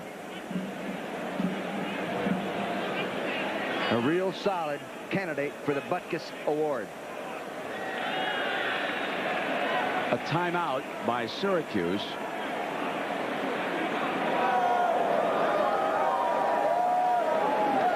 So Syracuse uses a timeout to see what they can do here with the final 32 seconds of the first half. You know, if anything, if they can just go off the field with a field goal. They have a good kicker. Yes, he has missed one, but go off the field with something positive.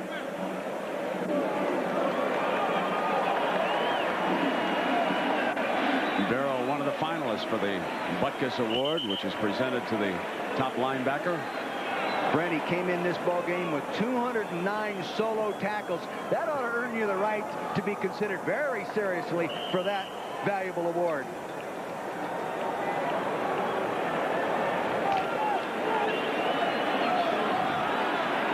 Third and 16.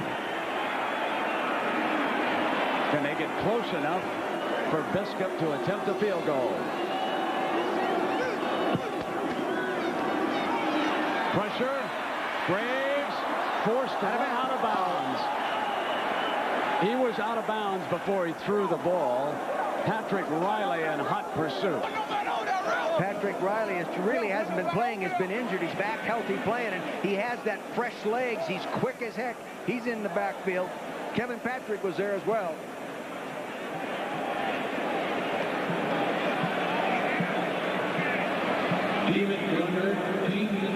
Oh, Coach Erickson's got that hat tilted off to one side. He must know he has things under control, huh? Hey, this is not a bad job.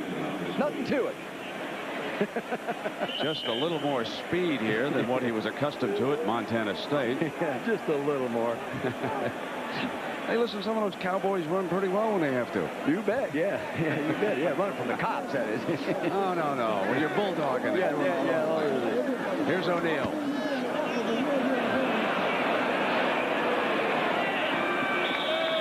He'll come out on the 20 with 17 ticks of the clock left. With 17 seconds left and momentum in favor of Miami, you'd think they might just flop this one out. You know, Dick, I kept hearing all week, especially yesterday on the television, that John Cooper was going to be fired as the Ohio State head coach if he didn't beat Michigan. No one told me what was going to happen if he tied. Does he get half a year next year? What's the deal? He gets half his contract. Or do we go to the Citrus Bowl? We have to win again. I don't know. I know. People anyway, John Saunders will fill us in on what's going on around I hope they don't college football. First and 10. Miami up by 13. And they are content to take that lead into the locker room here at intermission.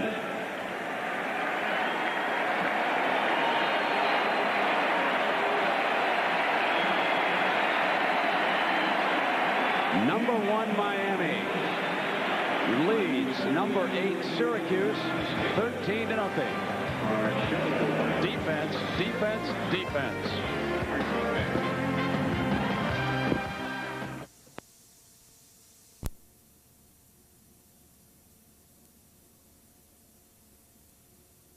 Been Olympic champions. In 1976, John Neighbor fulfilled a childhood promise by capturing the 100-meter backstroke. John Neighbor has almost a full body length lead over Mathis, a half a body over Rocca. It's Americans 1-2. It is John Neighbor. It is Peter Rocca.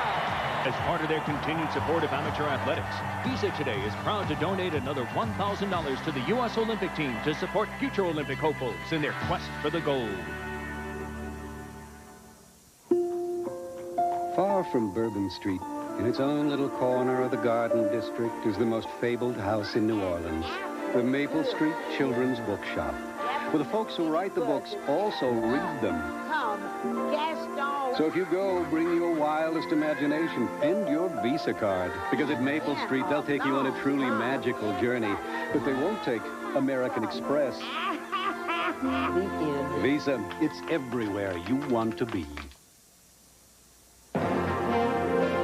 CFA College Football, this ABC Sports exclusive.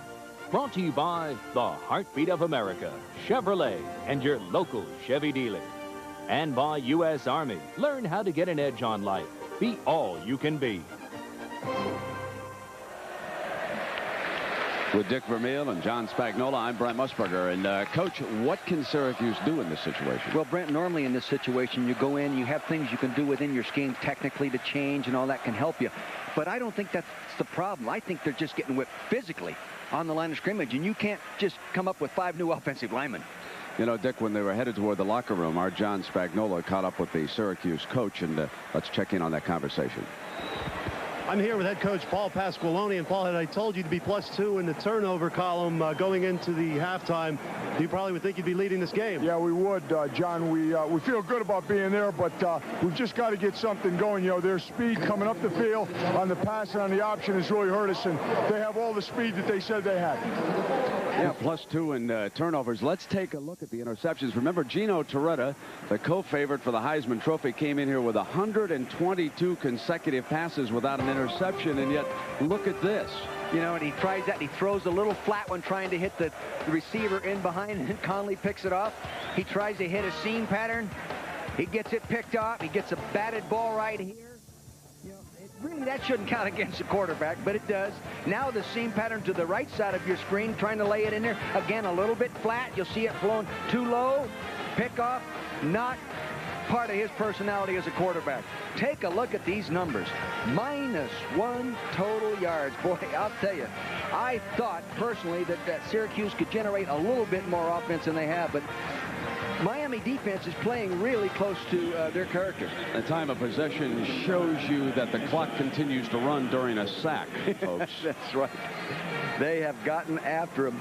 They've sacked him, what, 7 times here in the first half? They came into the ball game sacking the quarterback every 11 snaps. That's an outstanding ratio, ladies and gentlemen. The Big East average is 1 in 15. Miami will get the ball to start the second half. And it'll be Kevin Williams kneeling down in the end zone on Pat O'Neill's kickoff, and that's what he features. That long kickoff that is not recovered. Over 70% of his career kickoffs have gone into the end zone, including better than 80% last season. So he possesses a very strong leg. They may need a 50-yard field goal here. Yeah, they started out so poorly. That's why when they were ahead 3-0 at the first quarter, you know, Syracuse had to feel pretty good about it. They're picking the ball off, playing pretty good defense, but they just cannot generate anything. They've got to generate some kind of a turnover right now. Gino Torretta starts the second half with Stephen McGuire moving up to the wing. His first action This is his first time on artificial turf since that knee injury against Boston College, and the ball thrown to Copeland here on the near side. Kevin Mitchell, the nose guard for Syracuse, is one of the quickest defensive linemen we've seen all year. Here he is working on Terrell Green, the offensive center, and he's so quick at getting around people. You should always give him some help. 3 interceptions. Wow. Here he is, right there in the middle of your screen, there to the right side. Now watch how quick he is when that ball moves. Boom, he gets around. See, look at him jump around on that stunt, get upfield, trying to find a way to get to the quarterback. But yet the defense has done the job, and now the Hurricanes up by 13, and a completion, and that's to the tight end Coleman Bell at the 30-yard line. It'll be very close to a first down for Miami. Coleman Bell. Boy, you get sandwiched in between those two fine linebackers, Dan Connolly and Glenn Young. Those guys, they can give you a headache. I visited with Connolly the other day, and I asked him what he was worried about in regard to their offense. He said it was the counter option pass. He didn't know if it was a run or a pass, and he was wrong most of the time on the practice field. 11-1, and Syracuse's first down came on their final drive of the first half. McGuire, the touchdown maker, to the 40 and close to another first down with Usman Bari, number 26, bringing him down. Those big offensive linemen come off like that. You know, on that side, when they come off in that zone blocking, every once in a while, they get a little help from their inside linemen, and you get 2-on-1, Brent. This is quite a story. He came back from major knee surgery, and the coach is telling us yesterday that slowly but surely that knee is coming along, and he's almost back to where he was before he suffered that season-ending injury against Boston College. Now, short, he breaks a tackle and picks up a Miami first down at the 43-yard line. That quick nose guard that we were talking about, Kevin Mitchell, jumped around the center and got in there and nailed him in the backfield, but he ricocheted off him and moved up and made the first down. James Spencer finally bringing him down. You'll see what I'm talking about. If you have a quick nose guard, you should always try to block him with 2 people. 4 defensive, make it 5 defensive substitutions for Syracuse. A late substitution against this 3-4 wide receiver package for Miami. Toretta, DeBell juggles, and down the sideline goes the tight end to the 10-yard line. Glenn Young catching him from behind. They had been running that little flat pattern underneath with Kevin Williams. This time they run the same pattern, but they run the corner pattern to the tight end. 17 in the middle of your screen, back off. Now see, he's on the linebacker. He's on Glenn Young. See him going to the corner, no help. Boy, that's a mismatch right there, and beautiful hands. Reach out there, pluck the ball out of the air, now sprints toward the end zone. A 46-yard gain to the Syracuse 11-yard line. It'll be 1st and 10. He liked that, didn't he? Oh, yeah.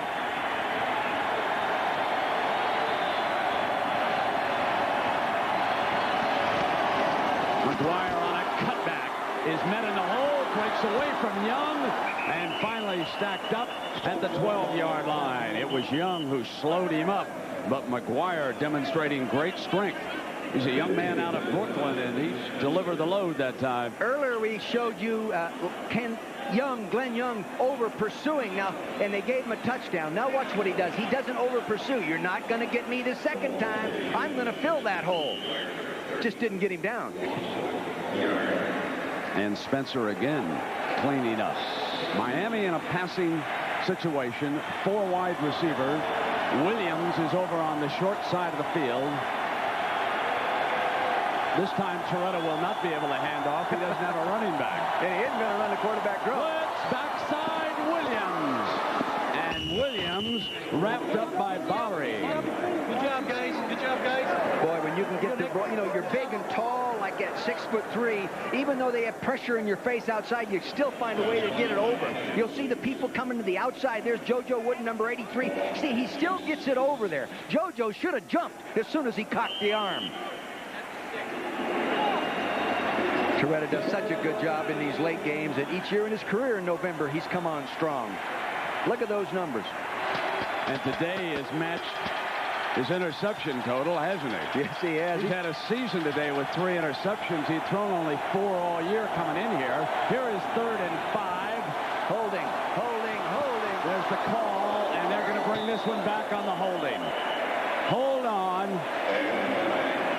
The pass to Coleman Bell in the end zone. This one's coming back. He had to call that, Brent. I saw that up from up here, and it would have been a crime had he not called that. The offensive right tackle had Garland Hawkins in a necktie takedown type move. You see him to the right side of your screen, number 72, Mario Cristobal. See, now he's working outside there. He'll peer late to the right side. There he is right there. And then he pulls his hands off and says, oh, hey, I didn't do anything. Gave him a little of the Lou Holtz. Yeah. That's that new I can't believe you said that. No, neither can Lou. But you know what? It's true, isn't it? Hard to believe that Miami didn't get accused of that. I thought that was Lou Holtz. All right. What a third down and 17.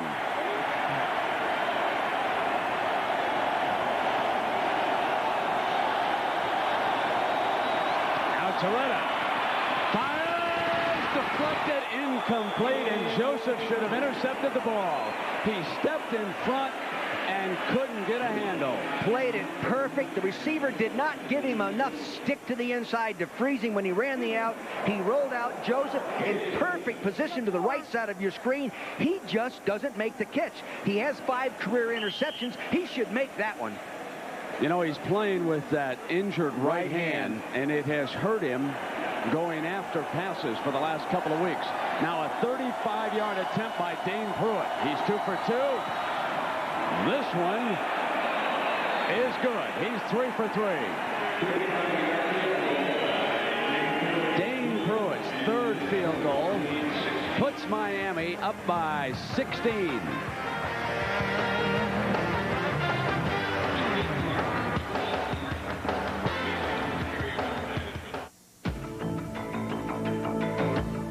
I can't tell you how it feels when you're way out there on your own tracking the bad guys. How it feels leading a skilled team that's the eyes and ears of the whole outfit. When all your training is coming alive. But finding those tanks and telling the air cavalry right where to hit them, I can tell you exactly how that feels.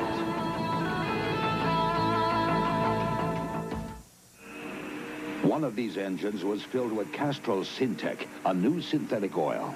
The rest with conventional oils. They were then drained and started without oil to proof of point. You see, Syntec's unique molecular structure bonds to engine parts. Lab tests show it leaves a layer of protection far stronger than conventional oil. And if Syntec protects this well now, imagine if you leave it in. Castrol Syntec protects in ways other oils can't. This man has 2 of the fastest feet in the world, but even they can't pump a brake as fast as this Chevy Cavalier's standard anti-lock brake system. Oh, yeah? Without ABS, no matter how fast your feet are, this can happen. Whoa! But to help you stop and steer on slippery surfaces, Cavalier's anti-lock brakes pump on and off up to 15 times a second. Yeah, but can they do this? The safety of ABS. What else would you expect from the heartbeat of America? Brent Couples, Tom Kite, Greg Norman, and Payne Stewart. 4 of golf's leading men see who's the king of swing in the Skins game next Saturday on ABC Sports.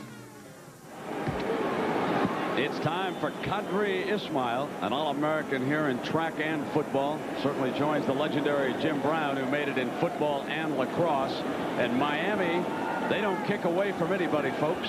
They say, Kadri, here it comes, and we're coming after you. That has been the maneuver all day. Syracuse put in a reverse. No need to hold it back, the coach says, so let's see what happens. Here comes the missile. 15, alley to the 30. Down we go to John Spagnola. John? Thank you, Brent. One of the halftime adjustments Syracuse offense is tinkering with in the second half here is to use the shotgun a little bit more. They feel that this will allow Marvin Graves to see the front in front of him, and also the secondary coverages might buy him a little bit more time. So we'll see them use it. They used it twice in the first half. Probably use it a little bit more here in the second half. Must have been eavesdropping, John, on Dick Vermeil. He suggested early in this going that might be able to give him a little more time. Eric Chenoweth, their other tight end, is out to the left side in this formation. Now he comes in motion. They load behind as a blocker. So there's a different look, and they hand off to the fullback, Al Wooten. And let's check in with John Saunders. Brent, Washington and Washington State, it's still snowing, but Drew Bledsoe doesn't seem to be affected. It's Calvin Schexnayder here, 15 yards, his second touchdown pass of the game. And right now, Washington State in control, 21-7. Brent. Boy, the Huskies are lucky, aren't they, John, that they had wrapped up the Rose Bowl already? Of course, they might have had a little more desire today if they hadn't been in that bowl. You never know how a team's going to react. Walker to the 45. Walker across midfield. That is the best run from scrimmage of the game. 17 yards for Syracuse. See now, a little counter action. Tailback starts to the right and cuts back up inside real quick. You'll see it right here. Now see him start. Freeze it right there. He gets a good block there. He gets a good block there. Good block there. That gets him up inside. Now he gets a block downfield from Ismail right here. Gets a little screen block, just enough to get him to the outside. They didn't wait to get their initial first down of the second half. Armstead, Barrow, and Smith. The three linebackers get ready. Barrow creeps up to the line of scrimmage. Syracuse content to muscle to the 47-yard line that time. Let's look at the top 10. Miami trying to win its 5th national championship of the decade. Winning here. Alabama resting, waiting for the Auburn showdown. Florida State jumped over Texas A&M into 3rd. That is a controversial jump, folks. There are a lot of people around the country who are uneasy about a once-beaten team going up on an unbeaten team. And don't tell me about difficulty of schedules. That's pretty hard to figure out sometimes. At any rate, we'll have to see exactly what happens. Second down now. Blitz. Here they come. Graves, Armstead reaching for him. He completes the pass. Able to get it off. Ryan McNeil with the coverage, and the Canes drive the receiver back with Barrow over there, and now pushing and shoving is going to break out, and the officials have got to be careful about allowing 4 defensive players to gang up in a situation like that. Well, they saw the blitz. They got it picked up enough to get the ball off properly, Brent, and then everybody is just flying to him, and you don't need all the extra stuff after you get him wrapped up there. See, he's all wrapped up. You'll see it right there in the middle of your screen. There's McNeil's got him. Here it comes. He's not going down, so they can keep hitting him. Pushing back. Way back. And they did just, you know what they need? They needed that referee from the Riddick Bowie Vander Holyfield fight. He did a great job. Get him out of there. Get them away from each other. 3rd and 5 now. Clean them up out there. Here we go. Here's that shotgun. Offensive lineman up in that 2-point stance. And Smith creeps up on the line of scrimmage. He's going to blitz. Picked up by the fullback. Graves rolls, and Smith is coming to the backside, and Graves runs away from him for the first down. Kevin Patrick finally got there. See, you really have to be careful how you rush a quarterback that can run. See, he gets back there. He's already in the shotgun, and he breaks the contain of the defense because the defender came back inside. You'll see there that Crine came back inside. See, that allowed a running quarterback to get outside. Have to maintain leverage on him.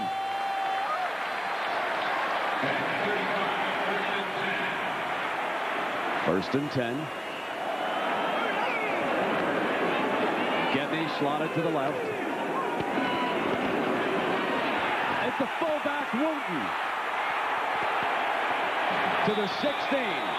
And that time they influenced Barrow out, and they forced the free safety Terrace Harris to make the stop after an 18-yard run on the quick hitter. They just popped it right up inside. Normally when they run this play, they run the trap blocking on it. Here it comes. See him, he'll hand it up right inside. Good trap, freeze it right there. See that nice trap right there? That really opened it up. Now he's on the safety. Terrace Harris has to make the play. And Barrow was influenced over to the right that time and jumped out of his middle linebacking spot. Thought they were going to run the freeze option, see? They're making a comeback here. First and 10. Graves and there was a mix-up in the backfield.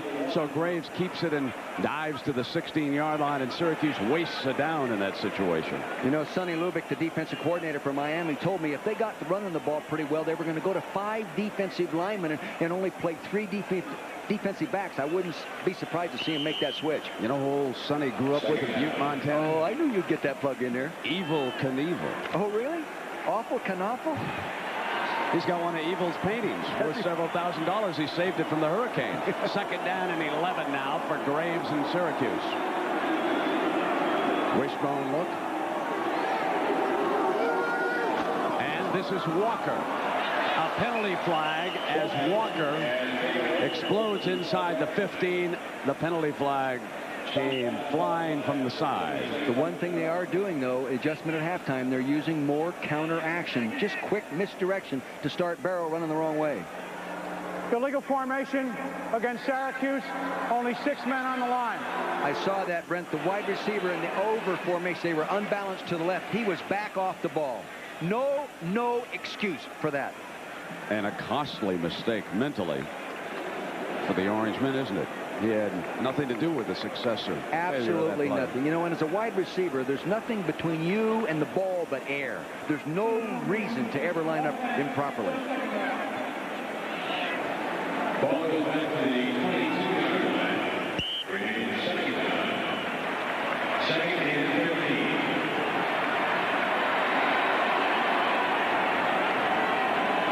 Second and 16 for the Orangemen.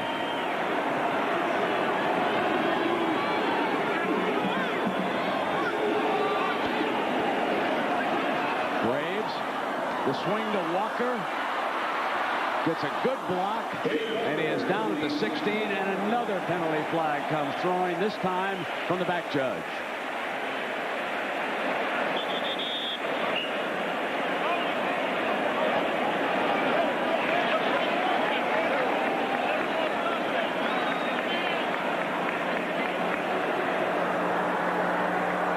Illegal pushing the back on the offense. Jeez. I know how you feel there, Paul. This reminds me of that Boston game last week. That one series. We had 5 penalties there. You know, tomorrow it's the finals of the showdown of women's tennis. Martina Navratilova and Monica Seles as Acura presents the Virginia Slims Championships. Live coverage from the Garden at 1 Eastern tomorrow on ABC. Here, Miami, ranked #1 and trying to win back-to-back national championships as an undefeated team, is shutting out Syracuse 16-0. The Orangemen, with their most impressive drive of the game until just a few moments ago, when they started to self-destruct. They can't afford to take a sack here, Brent. They're in field goal range now.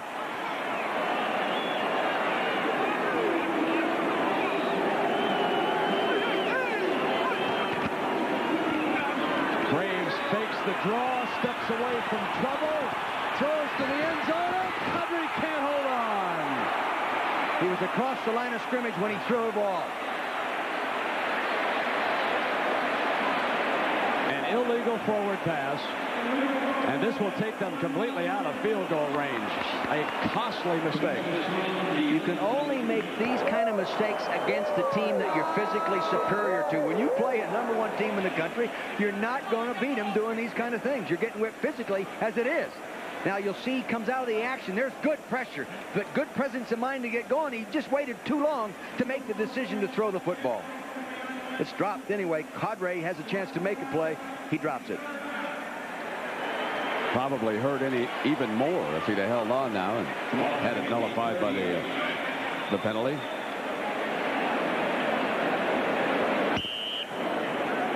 See, now they're all the way back to a 47-yard field goal attempt if they don't, advance the ball here.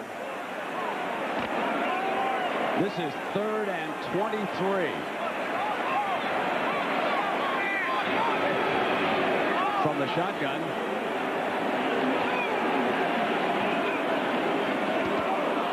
Brings down the high snap. Throws complete to Hill inside the 15-yard line.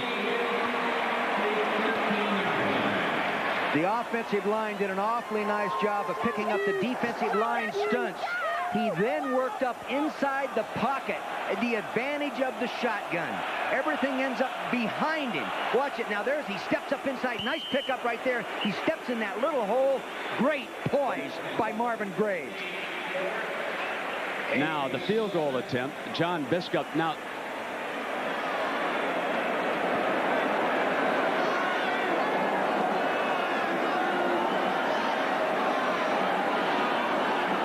a 31-yard field goal attempt by John Biskup. It's good. Syracuse on the scoreboard. So after a penalty-marred drive, a pass to Hill from Graves for 16 yards sets up the field goal, and it is 16-3.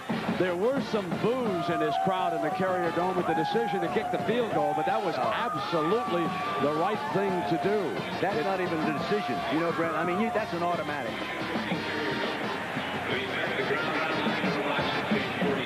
4 minutes and 29 seconds to go in quarter number 3 here. And the Miami Hurricanes, the team of the decade, trying to tack up one more championship. And their 28th straight victory under that man, Dennis Erickson. You can tell, being the head coach at Miami, yes, you win and it's fun to win and all that, but boy, the pressure wears on you. By the end of the year, you know, ladies and gentlemen, his hair wasn't that gray at the start of the season. There's another guy that's put pressure on, but when you visit with him, he doesn't show any signs of concern for pressure in big games. He really doesn't. Dane Pruitt put Miami up on a 30-yard field goal. Then 11-yard run by Larry Jones. That was in the second quarter. A 22-yarder by Pruitt. His third field goal from 35 yards out. And Biskup puts Syracuse on the scoreboard to make it 16-3 with 4 minutes and 29 seconds to go in the third quarter.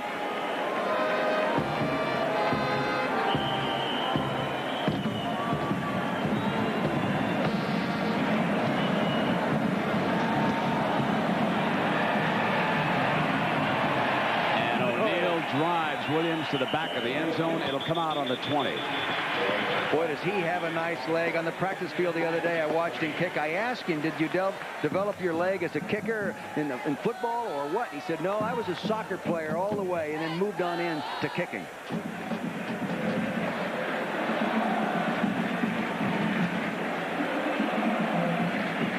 Toretta struggling today, and yet so is Marshall Faulk, out with a knee injury out west after 2 carries for 21 yards and 1 touchdown.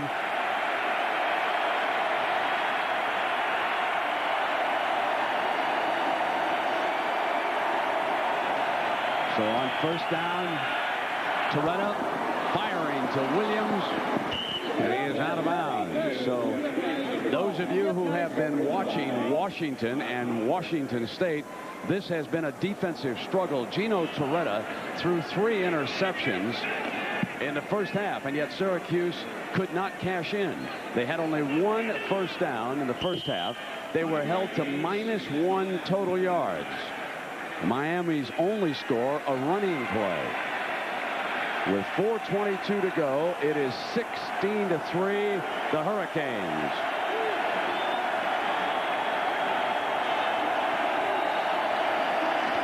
Toretta on a quick drop under pressure, throws complete to Spencer to the 35-yard line, and a first down for Miami. It's so hard to get to him in those quick 3-step pedal techniques and just pop the ball out there. The only way you can take those patterns away is to get out and crowd him man-to-man and then back him up with the free safeties. But, boy, then you take other chances. You'll see the pedal technique. See him just turn straight back. He's looking to his left all the way. Bang. Normally the quarterback will turn and drop back with his shoulders at right angles to the line of scrimmage. 3 wide receivers are off to the quarterback's right, and the tight end Bell off to his left. And they run with McGuire. Dan Conley, the linebacker, hitting him at the 38-yard line. He's a chip off the old style linebacker. I think he wished they would outlaw the pass. You know, just, hey, let's run the ball 75 times and let's see who's the best football team.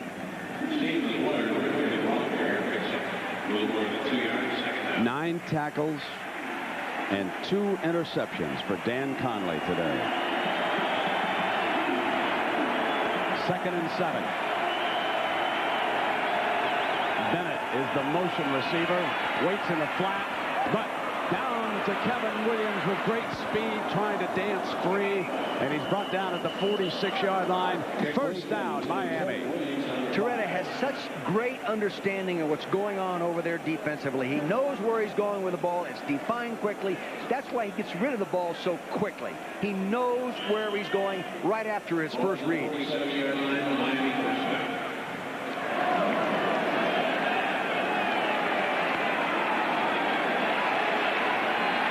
Miami's offensive line holding up, allowing the Hurricanes to move their tight end outside, and they run Bennett.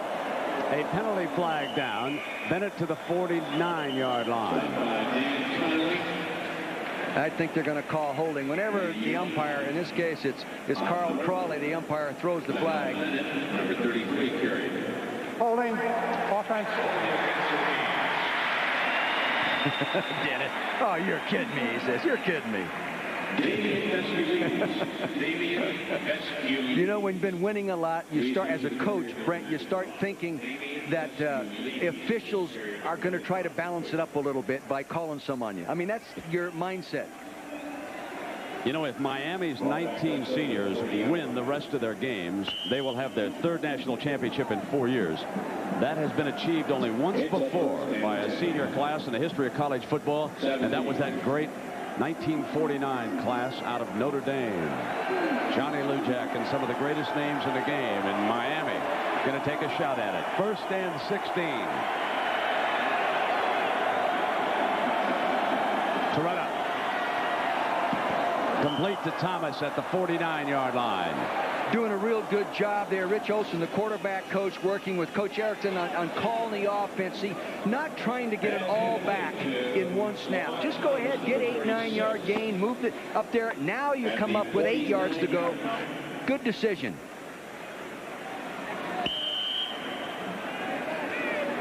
Their offense really, Brent, is so simple. They do the same things every week. The only wrinkle they added this week was the 4 receivers. But if you look at them over 4 or 5 games, they do the same things every week with great speed and definition. 2nd and 8. Under pressure, throws incomplete. The defensive rush that time by Bryce Bevel, who was coming with Garland Hawkins, forced Torretta to throw quickly and out of rhythm.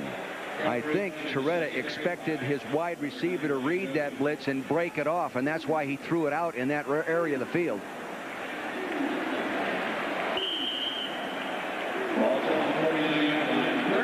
Third and 8. The ball on the Miami 49. It's 16-3. Hurricanes over the Orangemen. Final minute and a half of quarter number 3.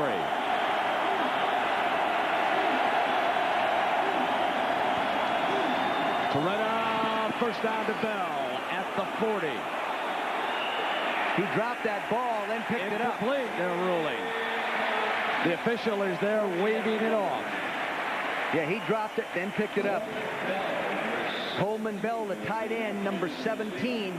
You'll see him to the left side of your screen working on Glenn Young. Now to the right side of your screen working a square in pattern. He stops. He's got it tucked in right now. That looks like a fumble and then a recovery. That's what it looked like, didn't it? So Washington State pummeling Washington. Not a good day for the Rose Bowl. They need a sled dog up there, not a husky. And Hill signals for the fair catch and grabs it at the 6-yard line. Miami 16, Syracuse 3 here in the Carrier Dome.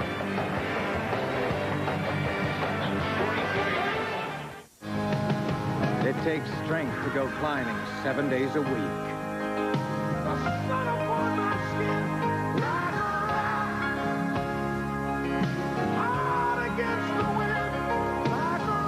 That's why buy one compact pickup powers you with the biggest full-size V6 engine you can get. Only Chevy S10 Tahoe 4x4.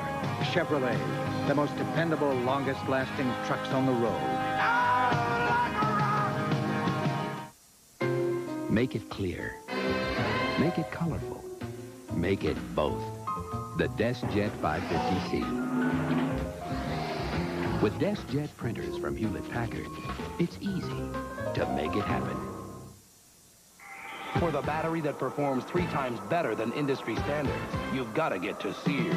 Out here, if you don't have a Die-Hard, you don't have a prayer. Sears Die-Hard, the battery you can count on for more power when you need it most. Hitachi? Wait, I know. They make... Look, your favorite show. Oh. Hitachi makes big screen TVs and 20,000 other entertaining products. Hitachi. Here.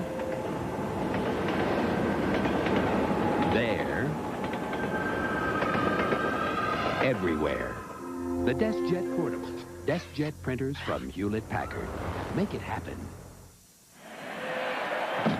1:16 left in the third quarter, and Marvin Graves, who is the cousin of a former Miami Dolphin star, Tony Nathan, moves up under center to see what he can do against this ferocious Miami defense.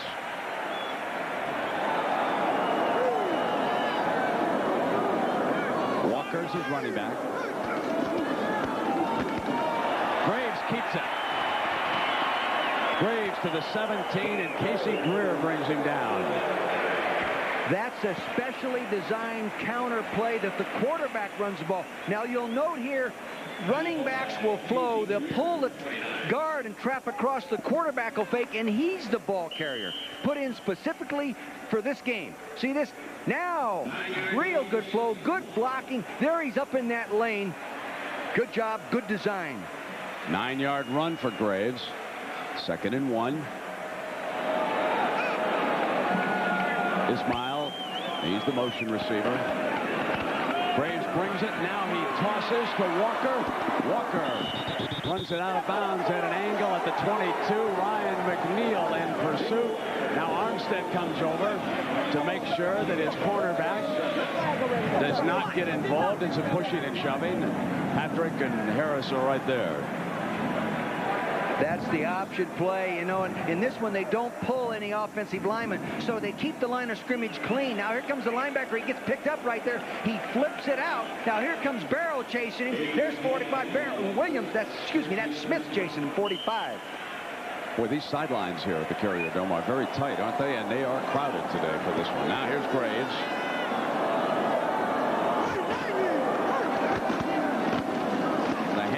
Is to Walker to the 27. Michael Barrow making another stop, and let's check in with John Saunders. John. Brent, TCU and Texas A&M. Corey Pulling hooks up with Tony Harrison here. The fake, and then the toss to his left. Harrison does the rest of the work. 37 yards of the touchdown as Texas A&M is inching closer to the Cotton Bowl. Brent. And John, they're trying to put enough points up today so the voters jump them back ahead of Florida State. I guess it's come to that, huh? How many points you score? That's a terrible thing, isn't it? And Michael Barrow is the injured player. So their great middle linebacker kneeling down here. And we'll return with the fourth quarter after this message and a word from our ABC stations. The more you take away from this Chevy...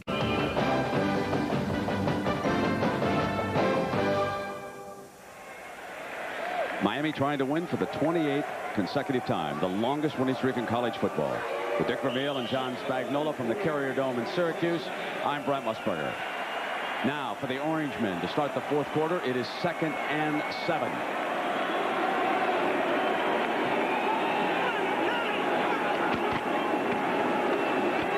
Graves keeps it off the fake and hits the tight end Gedney. And Gedney gives the Orangemen a first down at the 36, and downstairs we go to John Spagnola. Thank you very much, Brent. I'm here with Rocket Ismail.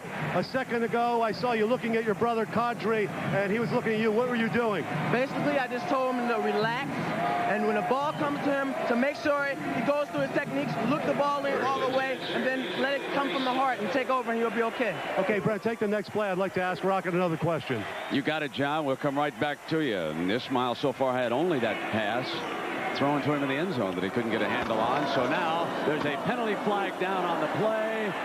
And Ismail with a great catch. But hold on, folks. There is a penalty flag. Hold on, Rocket. I think this one is coming back, partner. Let's see. Now, wait a minute. Was he pushed? Yes. Yeah. Now let's go back down to John Spagnola. Good moment right on cue, John. Tell you what, this guy's got some great moves. I can't keep up with him, Brent. One more question, Rocket, and that is, what about your future? There's been talk about your contract getting bought out by an NFL team. Okay, well, right now, all that's simply rumor. And as far as I'm concerned, next year I will be in Toronto, the Toronto Argonaut, and that's basically it. Okay, thank you very much, Brent. All right, so his brother with a 21-yard gain gives Syracuse a 1st and 10 at the Miami 43-yard line. Now Graves keeps it off the option fake. Now the pitch to Richardson. Oh, boy. Can't do it. Much better than that. Poise. Defensive end came upfield too quick, didn't take the quarterback. He goes up underneath, takes it up the field, and then pitches it really late. Excellent execution of the option play. So he lived up to that number 44 that time with a 12-yard run down the sideline. That is the most famous number in the history of Syracuse football, worn by the likes of Jimmy Brown, Floyd Little, the late Ernie Davis. Richardson takes a break. Walker is back in at tailback, and he is behind the fullback Marcus Lee. Lee straight ahead. Lee to the 15-yard line, and Harris, the free safety, has to make another stop. See what they're doing? They're trapping those tackles now, Brent. Those tackles have been coming upfield really hard. They're taking advantage of those hard charges in cross-blocking with their center and guard. Good gains. Boy, that last option was such a beautiful play. Bob Marley's son, the feisty one, Rowan Marley, checks in after this, and Jesse Armstead, the linebacker who was over on that side on the late option. So we see one of the smallest yet most active linebackers in the college game. He's wearing number 2, but it doesn't stop the fullback, and he goes to the end zone. No signal yet. Hold on, folks. They're going to put it down on the 1-foot line. That's Marcus Lee. It was that trap play again. Those tackles are going to have to pinch it off, or else they're going to have to go to their odd front, moving a man on the center's nose. Now Jesse Armstead checks back into the game, and this will be a 1st and goal. Here comes Al Wooten, the fullback. They like to get in a full house in this situation, Brent. And they're going to have to call a timeout. Wooten had to turn around and come off the field. They had too many players on the field. Another mental mistake by Syracuse. But they've got a great chance here for a touchdown. Imagine a rent-a-car company that offers special delivery right to your door. That's Enterprise. Here, let me help you. Enterprise, a special rent-a-car company that gives you special delivery. Hitachi. Oh, wait, that's my phone. I'll connect you now. Bonjour. Here are the drawings. Looks good from here. Hello. Okay, thanks. Goodbye. Take care. Au revoir. Hitachi makes digital communication systems and 20,000 other amazing products. Hitachi. State Farm sells life insurance. And when we start you out with a life insurance plan, our job is just beginning. You see, we're there after you buy the policy, keeping in touch as your life changes, listening, explaining, answering your questions, helping you keep your life insurance plan up to date as your needs change. State Farm agents are there to start you right, and we're there to keep things right for the people you love. State Farm sells life insurance. These cars seem pretty much the same. But the more you get to know Chevy Lumina Euro, the more you realize you get more car for your money. like a bigger standard engine, standard anti-lock brakes, air conditioning, and more room. Lumina even has a higher resale value than Taurus. More car for your money when you buy it, more money for your car when you sell it. What else would you expect from the heartbeat of America? Dick, we must find out what happened to Michael Barrow on this run by Lee. They're running like they run the option C, and the tailback, who's the pitch man, he's locked on to him and going, but instead of going on down, they're trapping and giving up inside. See, now watch. Follow Barrow. See, here comes the trap inside. Nice hole up inside there like that. He's locked on to the pitch man. Then they brought a lineman through who took on Marley, and that allowed Lee to get down to the goal line. It is now 1st and goal for the Orangemen. Here's that full house look. And it is another tight end, Chenoweth, who will go to the left halfback spot. Let's see what they finally come up with. They'll move Gedney up to the right and put him down. They like to run behind him when they do that. Chenoweth, Lee, now Chenoweth goes up, and it's a double tight look. Now they'll run left. Nope, sneaking. And over the top goes Graves for a Syracuse touchdown.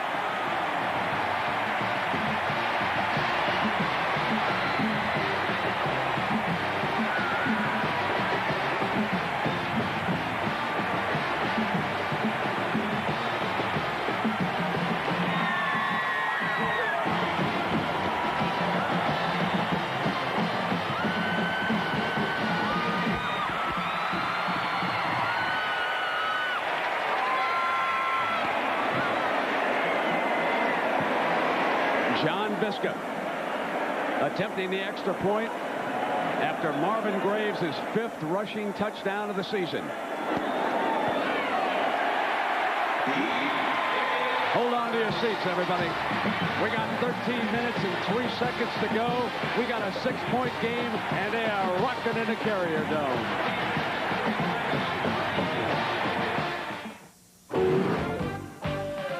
Before winter hits hard, get to Sears, America's #1 tire store. For a limited time, all Goodyear tires and all Bridgestone road handlers are on sale at Sears. All-weather Goodyear Arrivas, as low as $19.88, our lowest price ever. Backed by a 55,000-mile warranty. All Goodyear tires and all Bridgestone road handlers on sale. You can count on me. At America's #1 tire store, Sears. What do you smell? I can't smell anything. My nose is clogged, yeah. For fast relief, try Dristan 12-hour nasal spray. Now smell. It's an orange.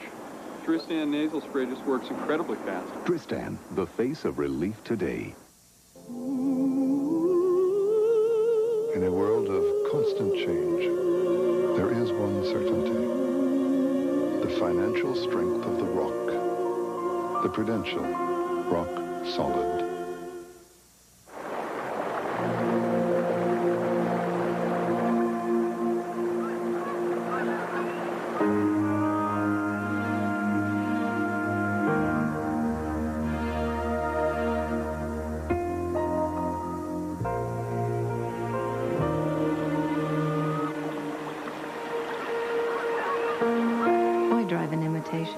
When you can drive the vehicle that originated the species. Chevy Blazer. It seems this battle always affects the Big 8 title, and this year is no different. Nebraska tackles Oklahoma Friday on ABC Sports. Now it is up to Syracuse. Earlier this season, first it was Arizona, then it was Florida State, then it was Penn State. They all tested Miami and came up short in the 4th quarter. Now we'll find out what's in store here in the Carrier Dome. 13 minutes and 3 seconds to go.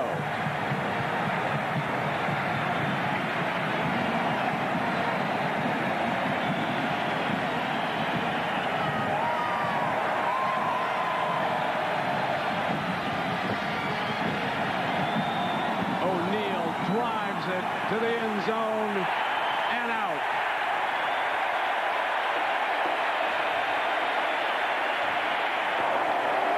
They have really taken momentum now. They have these people on their feet. Here's their first touchdown. It took them 48 snaps to finally get in there.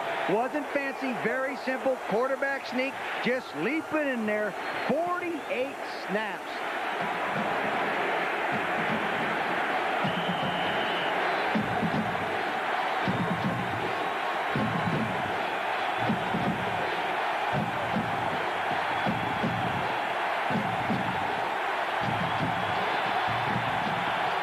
Where is Sherman Douglas? 1st and 10 now. Toretta goes for it all. Wants Copeland. Joseph incomplete. And Williams coming hard for a ricochet.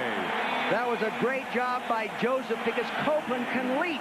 A 7-foot high jumper. You know that he can leap. Here he is to the right side of your screen, locked on Joseph, number 9, to the left side. Great speed, sprint champion in the conference. Now watch him leap, but Joseph wisely turned around in time. Now he leaps too. Nice job, Joseph. At the conclusion of the game, we'll select a Chevrolet Most Valuable Player of the Game from each team. And for the 22nd year, through the Chevrolet Scholarship Program, $1,000 will be donated to the General Scholarship Fund of each school. 2nd down and 10. 4 wide receivers. They blitz Toretta. He fires to Williams, and Williams with that speed out to the 29-yard line. And let's check in with John Saunders. Brent, you talked about Texas A&M trying to impress the pollsters by rolling up some numbers. Well, Greg Hill is doing that on his own. 6 yards here on the touchdown. He has 187 yards in the game, and they're blowing it open. Brent. All right, John, they were just short, was Miami, of a 1st down. This is going to be 3rd and inches. Donnell Bennett will be the running back behind Gino Toretta.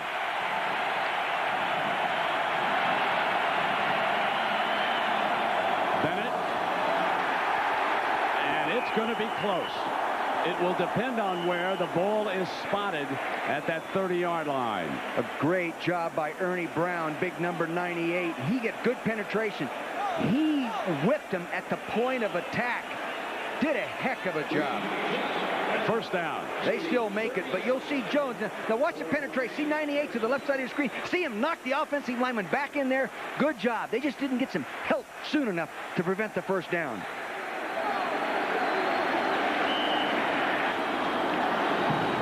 One of the most dangerous plays for Miami in this game has been using Kevin Williams just in over the middle for that short pass and then let him run. It is a play that has hurt Syracuse all season long. Williams is lined up on the short side of the field. The other 3 receivers to the right. Toretta complete. Working against the linebacker to the 38-yard line that time is Coleman Bell, the tight end.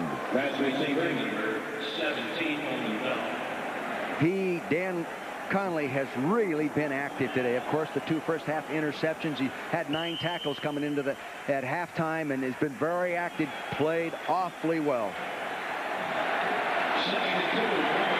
Toretta, with those 3 interceptions, now has thrown for better than 300 yards. 24 of 38. This is the hand to McGuire. Mitchell trying to hold on, and McGuire brought down at the 40-yard line. Again, it's the quickness of the nose guard, Kevin Mitchell. It got penetration. They couldn't cut back. See, they couldn't cut it back. But another 1st down. McGuire able to squeeze out just enough, and he will leave. Do you notice how the momentum has affected everybody from a Syracuse standpoint emotionally? They're playing so much harder with more intensity, yet they're controlling it and making the plays. And Dick, the coaching staff told McGuire to return to the field. They want him in this set. And it is Williams who goes out of the huddle and over to the sideline. On 1st down. Toretta goes complete to a diving Coleman Bell at the 46-yard line. They nickel and dime you. That time a little tight end delay. He blocks for a second, then checks out, lets the zone drop out of there. You'll see him right here. He's in that stance. Now watch him right there. They're in the shotgun. Now watch him hold. See, let the rush get upfield, then let the coverage get downfield. Now they just drop to him. Real efficient passing. Chris Jones comes out to the left along with Lamar Thomas. This is 2nd and 4. The shotgun. Toretto fires to Thomas. First down, Miami in Syracuse territory at their 46-yard line. Thomas has got great speed, good lifting ability. He also high jumped 6'7". You know, that's pretty good. He tied for the Big East championship. But his legs, Brent, they look like yours. Look at him. I mean, just little skinny spindles. It's amazing he can move like that. Look at those legs, ladies. Look at those things. Built for speed. Goes out to the right. Bell comes to the left. 1st and 10. Here's the hand to Jones. Jones stretches it out, and he is ripped down by Spencer. Spencer made the play. The reason he made the play is Mitchell, the nose guard, was moving down the line of scrimmage, inside out, and did not allow it. You'll see what I'm talking about. Watch the nose right here work and not allow it to be cut back. See, they reach for him. They can't get him. See him working there, keeping leverage on the ball. Forced it right out to him. Good team discipline and defense. And a 2-yard loss. 2nd and 12 for Toretto. The 3 receivers to his left in this formation. To Thomas. Hit at the 40-yard line by Bevel. This Pats offense is so well coached. I want to remind everybody that Thanksgiving Day, we have got a big one coming your way. Unbeaten Alabama, very important game. 1 Eastern time, Thanksgiving Day here on ABC. Then the next day it'll be Nebraska, Oklahoma. That's at 1:30 Eastern time. So 1 o'clock on Thanksgiving and 1:30 the next day. This is 3rd and 4.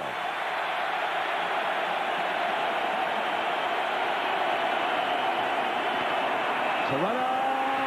It's off Williams' hands.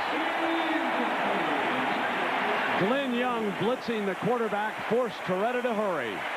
You know, that ball might have been tipped. It took a little funny hop in the air as it went toward him. Not making an excuse for Williams, but it looked like it changed direction. Miami forced the punt. Janelle Bennett is set in front of Paul Snyder.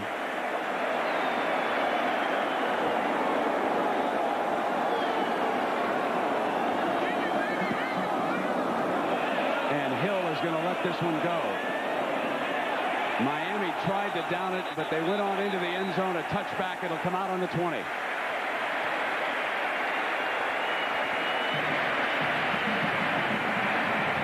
Eight minutes and 7 seconds.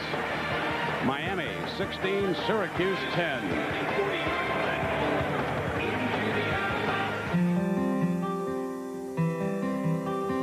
In 1993, you'll have over 500 new car models to choose from, and you can be pretty sure that most of them will cost more than they did last year.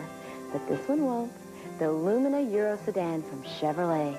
You'll find the features you're looking for, but you won't find a higher number on the sticker. This year's Lumina, last year's prices. Pretty ingenious, huh? What else would you expect from the heartbeat of America? When you publish thousands of newsletters a week, color is out of the question. Invest in the fastest highlight color laser printer and come to a different conclusion. Intelligent color for any document, only from Xerox. Our sales figures were confusing. No one understood them. With our digital color copier, you get the clarity of color with the stroke of a pen and touch of a screen. Intelligent color for any document, only from Xerox. Putting it together. It seems Europeans have a passion for certain things, American. And one of them happens to be the reliable, efficient delivery of a certain American delivery company, UPS. Fact is, we've built the most comprehensive delivery network in Europe. So next time you need something shipped there, use the outfit Europeans find, well, so fashionable. UPS. We run the tightest ship in Europe. The last time Syracuse had the ball, the Orangemen drove 92 yards for their first touchdown of this game. This one's 12 yards shorter. 1st and 10 for Graves. Walker's his tailback and Wooten his fullback, and Graves changes the play. Now Walker battling his way. Brent, Miami defensive coordinator Sonny Lubick has put him into an odd defense now with the defensive tackle off shaded on the center's nose to try to take away that trap. Armstead back in at the linebacking spot. And there's the Bain Truss. Art Keogh is one of them there. I can't see the hand on that. Must be Sonny with his hand on his forehead, just wiping off the perspiration. No, those Butte guys don't sweat that tough. Michael Barrow, number 56, the man in the middle now. 2nd and 10.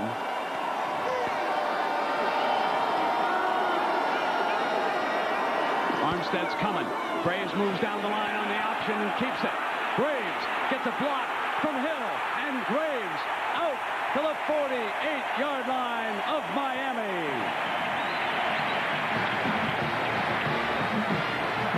See, that's the one thing when you blitz the option and nobody gets the quarterback, everybody else is committed to the blitz. There's no one on the quarterback. Everybody else playing man-to-man with the receivers downfield. See, no one to tackle him. They're all playing pass defense. They recover. They recognize what's happening. Too late. Long gain. And Graves stepped out of bounds at the Syracuse 45-yard line.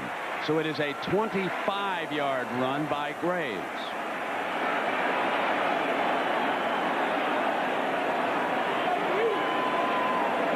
Gedney slotted to his right. Graves fires complete to midfield. And Hill, the receiver on that side, Shelby Hill, he comes from some tough genes. He's the son of J.D. Hill, who played with the Bills and the Lions. They had a couple of brothers who played college football, Lonzel and J.D. Jr. So he knows what it's all about when it gets tough, as it is right now. 2nd and 5.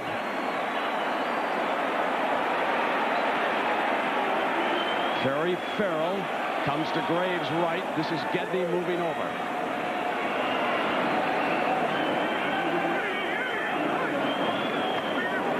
Graves steps back off the option, throws deep, incomplete. Hill, the intended receiver, and Dexter Siegler, the cover man. Boy, that was a good throw, good coverage. It was just inches off. Good call, because see, when you run the option, they've been running it real well. You go down the line of scrimmage, then you come back. You have full flow coming toward the play. Then he turns and throws back. You notice the safety cannot get over there to help. Look how close that ball was. Game of inches. This is 3rd and 5 at midfield. 6:22 to go. You wouldn't think that he's thinking 2 downs to get this. No. He's got to just, I mean, a high percentage, something 5 yards or 4 that he runs for the 5th.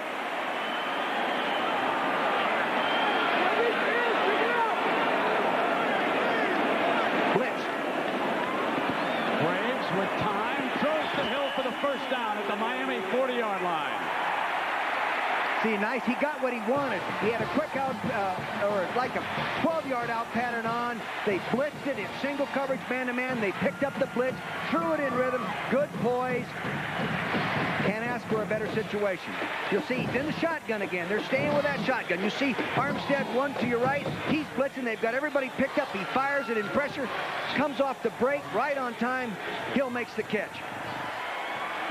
1 foot in bounds. That's the college rule. Wooten and Walker are behind Graves.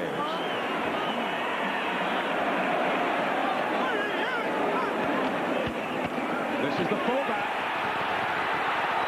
to the 27-yard line, and another Syracuse 1st down.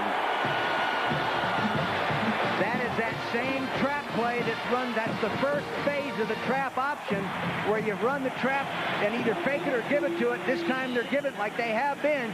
You'll see it. He gets it, and then Barrow steps up to take it on. He gets picked off by Wisdom, number 68. And there goes whoop, whoop, whoop.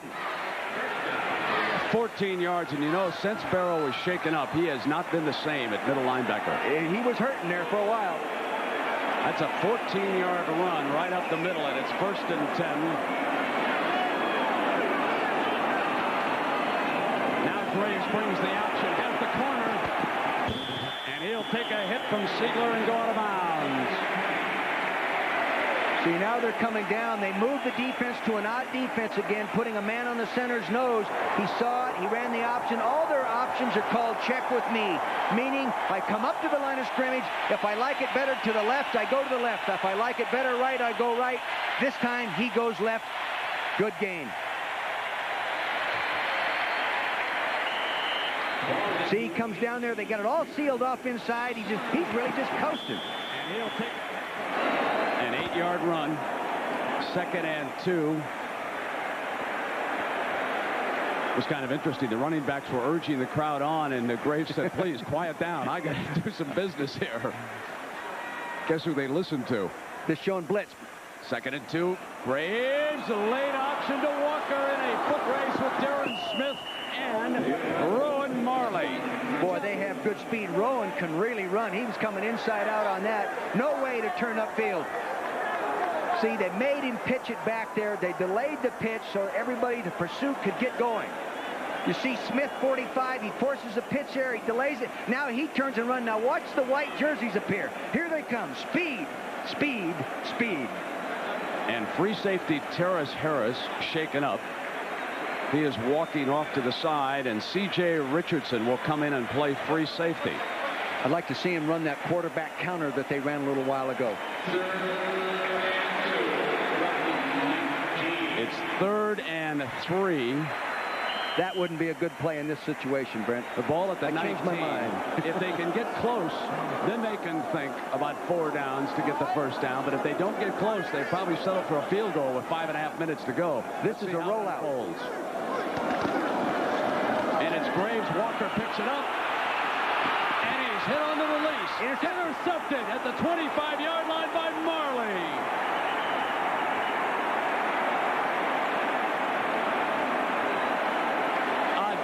Rowan Marley comes up with the interception before it hits the artificial turf. Graves should have run. I saw that play on the practice field, Brent. It's a design rollout run pass option. You'll see the man in motion. He'll go out and clear it. They put the backs out in the flat like that. The quarterback's rolling toward it. See, here he comes. He's out there. He should have run for the first down. It was wide open, wasn't it? It was there. So the son of Bob Marley, the great Jamaican musician, comes up with the biggest defensive play of the game. And it's 1st and 10 for Toretta. Now Toretta goes to Copeland. The ball is on the carpet, but Copeland grabs it back. And here is the young man who said he just loves to play football. When Dennis Erickson first saw his size, he said, you try it back here in the defensive backfield. So he continued to play away in the scrimmages, and the coaches said, look, this guy hits as hard as any of our linebackers. We've got to try him. So they move him up there, and lo and behold, he becomes a star. 2nd down. Now Toretta and Miami trying to bring the clock down. Bennett is short of the first down. John Spagnola, Marley doing quite a job, isn't he? Yes, he is, Brent. As a matter of fact, as you know, he was born in Jamaica. His father is Bob Marley.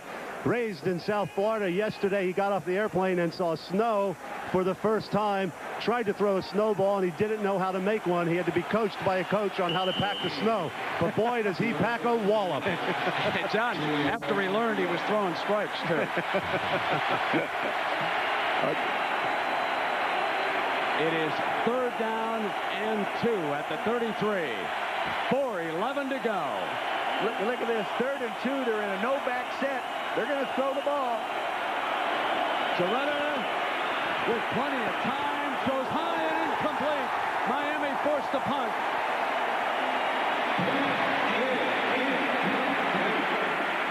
Toretta's upset with that. 3rd and 2. 3rd and a long 2. No back. You know they're not going to run. Every once in a while they might run a quarterback draw, but not in a 3rd and 2 situation. Throws it high. Dennis says, what you doing, kiddo? I thought we were going to go over here with the ball. Kiddo? Is that the word you coaches use on the sideline? No, my language was so bad. they bleep me in the NFL films. Paul Snyder drives one. Hill runs up at the 30. Gets a block. Get out of bounds. Great speed on the special team. Strings him out of bounds. It was C.J. Richardson.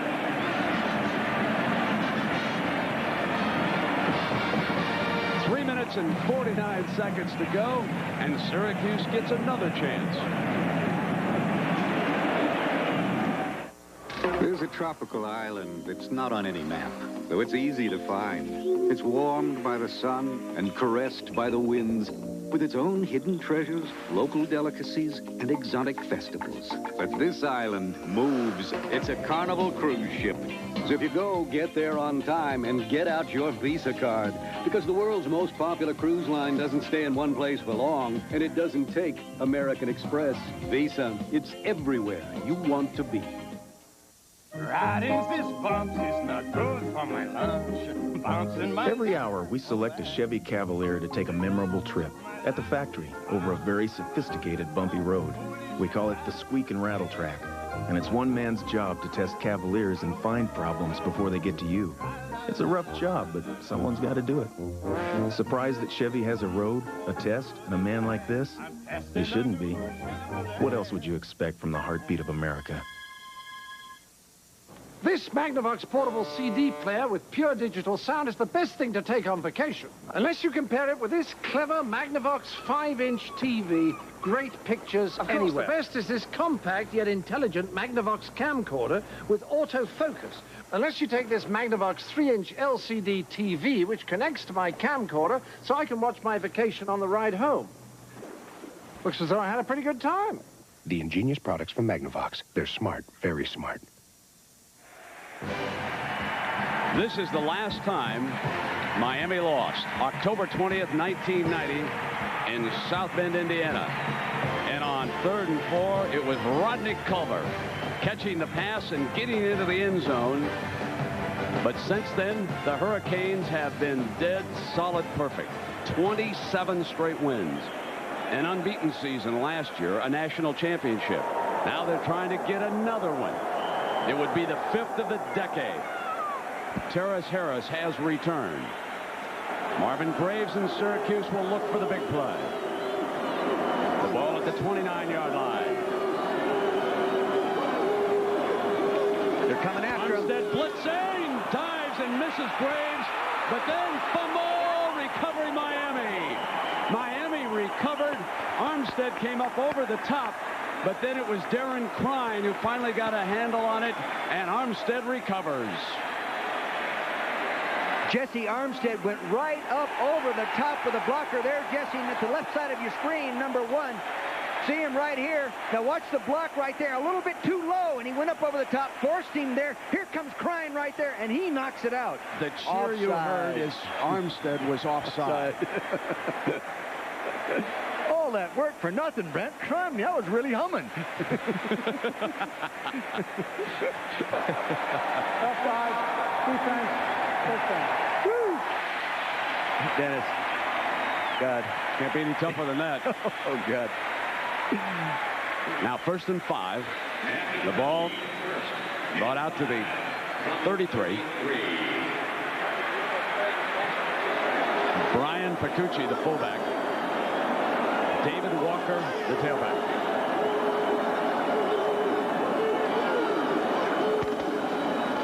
Graves. Barrow coming after him, and Graves to the 39-yard line. That's that quarterback counter again that they ran one other time in the 3rd quarter. Good play, good design, and has a real negative effect on the linebackers.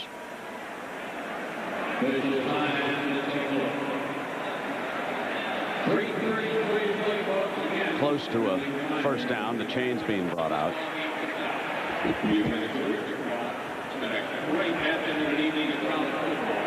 Please don't go near the playing field when the ball game is over. 2nd year head coach at Syracuse. And boy, has he done a good job. You know, he followed an excellent football coach in Dick McPherson, but this guy, he's a leader. He's a bachelor. He's married to football. You know, he told me the biggest mistake he ever made in his life was not marrying his childhood sweetheart. But he got involved with his first job, and she said, "Are you going to spend any time with me?" And he said, "I got to look at another film." And she said, "Well, maybe we better not get married." He said, "What a mistake I made." Now he said, "I am married to this silly game." Second down and inches.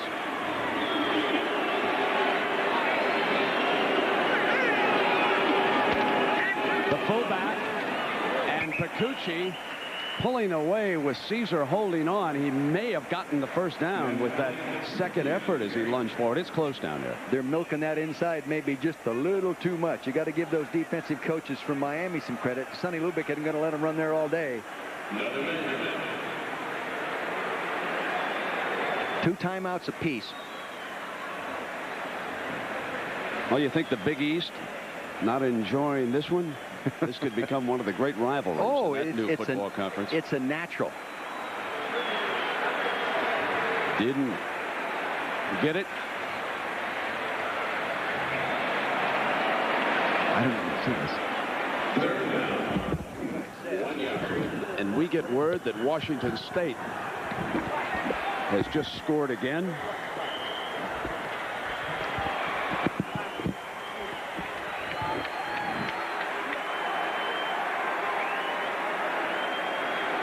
So the wishbone look here on 3rd and short for Syracuse. Graves pitches. Richardson on one hop. Richardson in a foot race. Out of bounds. Graves was shaken up on the play. He jumps back up. And Richardson saved the day with the one-hopper off this artificial turf. And it bounced properly off that artificial turf. Fake inside, penetration right down. Hit him right under the chin. The ball's out there. Great presence of mind to concentrate on the football. He advances it, first down.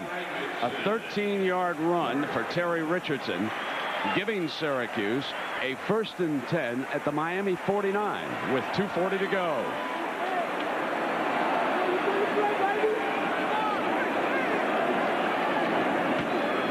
To Walker, he pounds to the 44-yard line on 1st down, and Mark Caesar.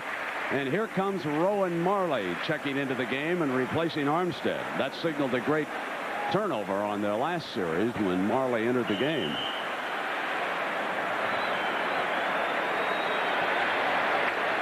Hidden amongst the big fellas. You don't see many linebackers at this level at 5'8".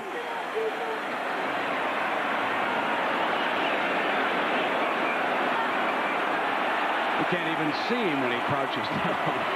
Graves brings the option, cuts away, and Marley, the second man there to help out at the 46, but it was Michael Barrow who got him first. And they almost act like they don't have a lot of confidence in their passing attack, Brent. They're afraid of the sack or the turnover or something, but now they're in the obvious situation to have to throw the football. And time running down on them too, isn't it? 3rd and 8 at the 47. Yes.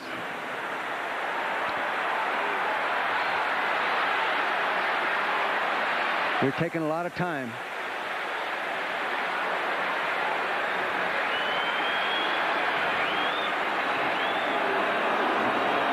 Come on, get the ball snap, kiddo. That's it. Graves, and it's to Ismail. 1st down. He took a shot at the end of the throw, but he got just enough protection to get it off. Again, buying that extra time out of the shotgun formation. See, there's that little Marley coming from the left side. He's so short in there, Brett, he automatically attracts your attention. 11 yards for Ismail.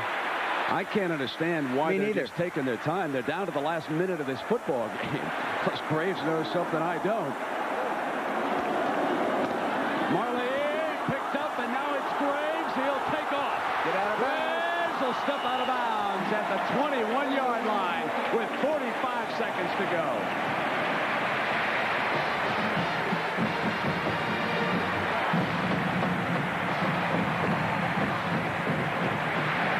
They have really, it appears to me, Brent, really used up a lot of time. Now, so far, you know, if they scored, it hadn't hurt them.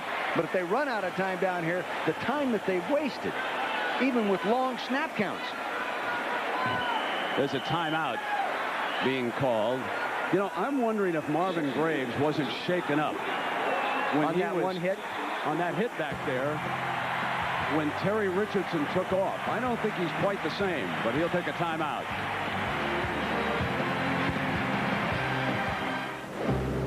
Panasonic presents a unique and highly evolved Smooth Operator.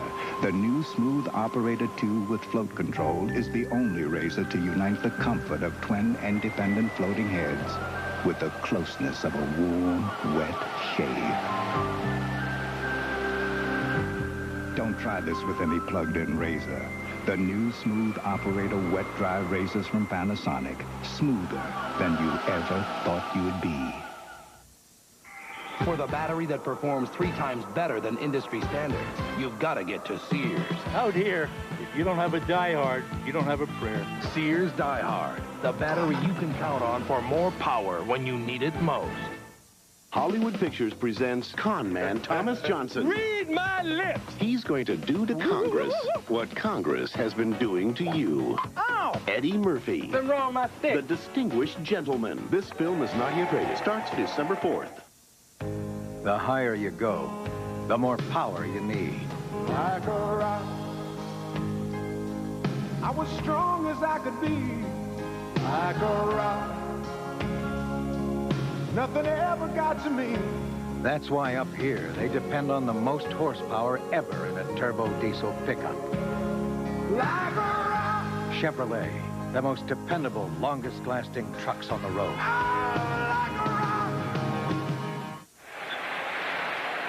John Spagnola, Don Lowe, the trainer, was out there with Marvin Graves. Is he going to? Yes, he is, huh? He is going to continue, Brent. He was nauseous. He's taken so many hits today that he got sick right here on the field and called a timeout. But he's hanging in there. He wants to finish this game with 45 seconds left. You know, Dick, he reminded me of a fighter, a little bit woozy, and I think that's why he was taking his time. He was trying to gather himself if he could. Now it is 1st and 10, 45 seconds to go. Ball is at the 21. It's a 16-10 game. Miami up by 6 points, and it's been a different half, hasn't it, for Marvin Graves? Well, they're getting the running game going like they did with that Trop series up inside really helped them. They give him 2 tight ends, and he comes the option to the short side, and Marvin will step out and stop the clock with 40 seconds to go. Boy, they have more patience than I would have, Brent. They really, you know, I can see that kind of stuff when you're down the 7-8 yard line, but boy, you still got a long ways to go against an excellent defense. Well, one thing, the offense is not going to give Gino Torretta and the Hurricanes much to work with. No, but they need more than a field goal. But these guys know what they're doing. They have a plan. They've rehearsed the plan. And as we said, Paul Pasqualoni, he doesn't do anything at night except study game films. How about some of you Miami fans? Are you nervous? And how about you ones here in Syracuse? A little jittery? 39 seconds now, and Braves. This is Hill stepping behind him. That's that rollout formation again. Yes, here it is. Fake to Picucci. Graves smashed by Warren Sapp, the young rushman who is destined to become a huge star in Miami, the coaches told us yesterday. They think he's going to be the best one they've ever had. Here he is, a redshirt freshman at 280 pounds, moving like a cat from that defensive tackle position. See him right there in the middle of your screen. He just keeps coming, just keeps coming. Now he finds the quarterback. Look at him. They should keep the rollout movement moving. Keep it away from the guys that don't like you. Get outside. Syracuse exhausts its final timeout. Well, let's go from football excitement to golf excitement. The entertaining skins game. Payne Stewart's the defending champion. Greg Norman, U.S. Open champion Tom Kite, and Fred Couples. Next Saturday, 3:30 Eastern time. So the skins game, that's become a staple on Thanksgiving weekend. Always look forward to that. 31 seconds here. And Miami, having won 27 in a row, leading, but it's precarious. They have some spread offense in their game plan. I watched them work on it on the practice field from the shotgun as well. They've got to activate something like that right now. In my opinion, it should have been activated just a few seconds sooner. Well, after that 6-yard loss, Syracuse will have a 3rd and 12. So they've got 2 plays to get the first down inside the 12-yard line. And they've only got 31 seconds to work with. And it's a woozy quarterback right now at the controls, trying to clear his head and get something going. At least Miami doesn't have to worry about another field goal wide right. This is going to come down to a play from scrimmage.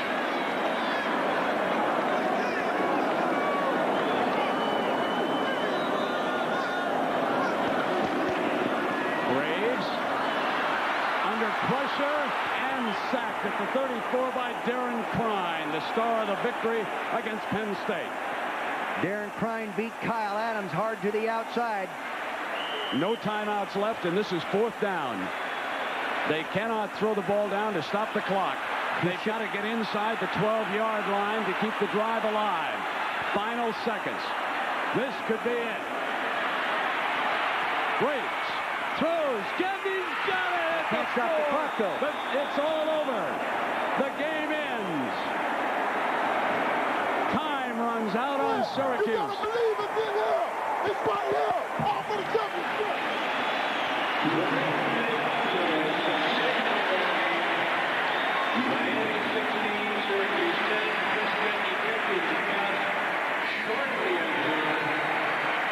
It was a great football game.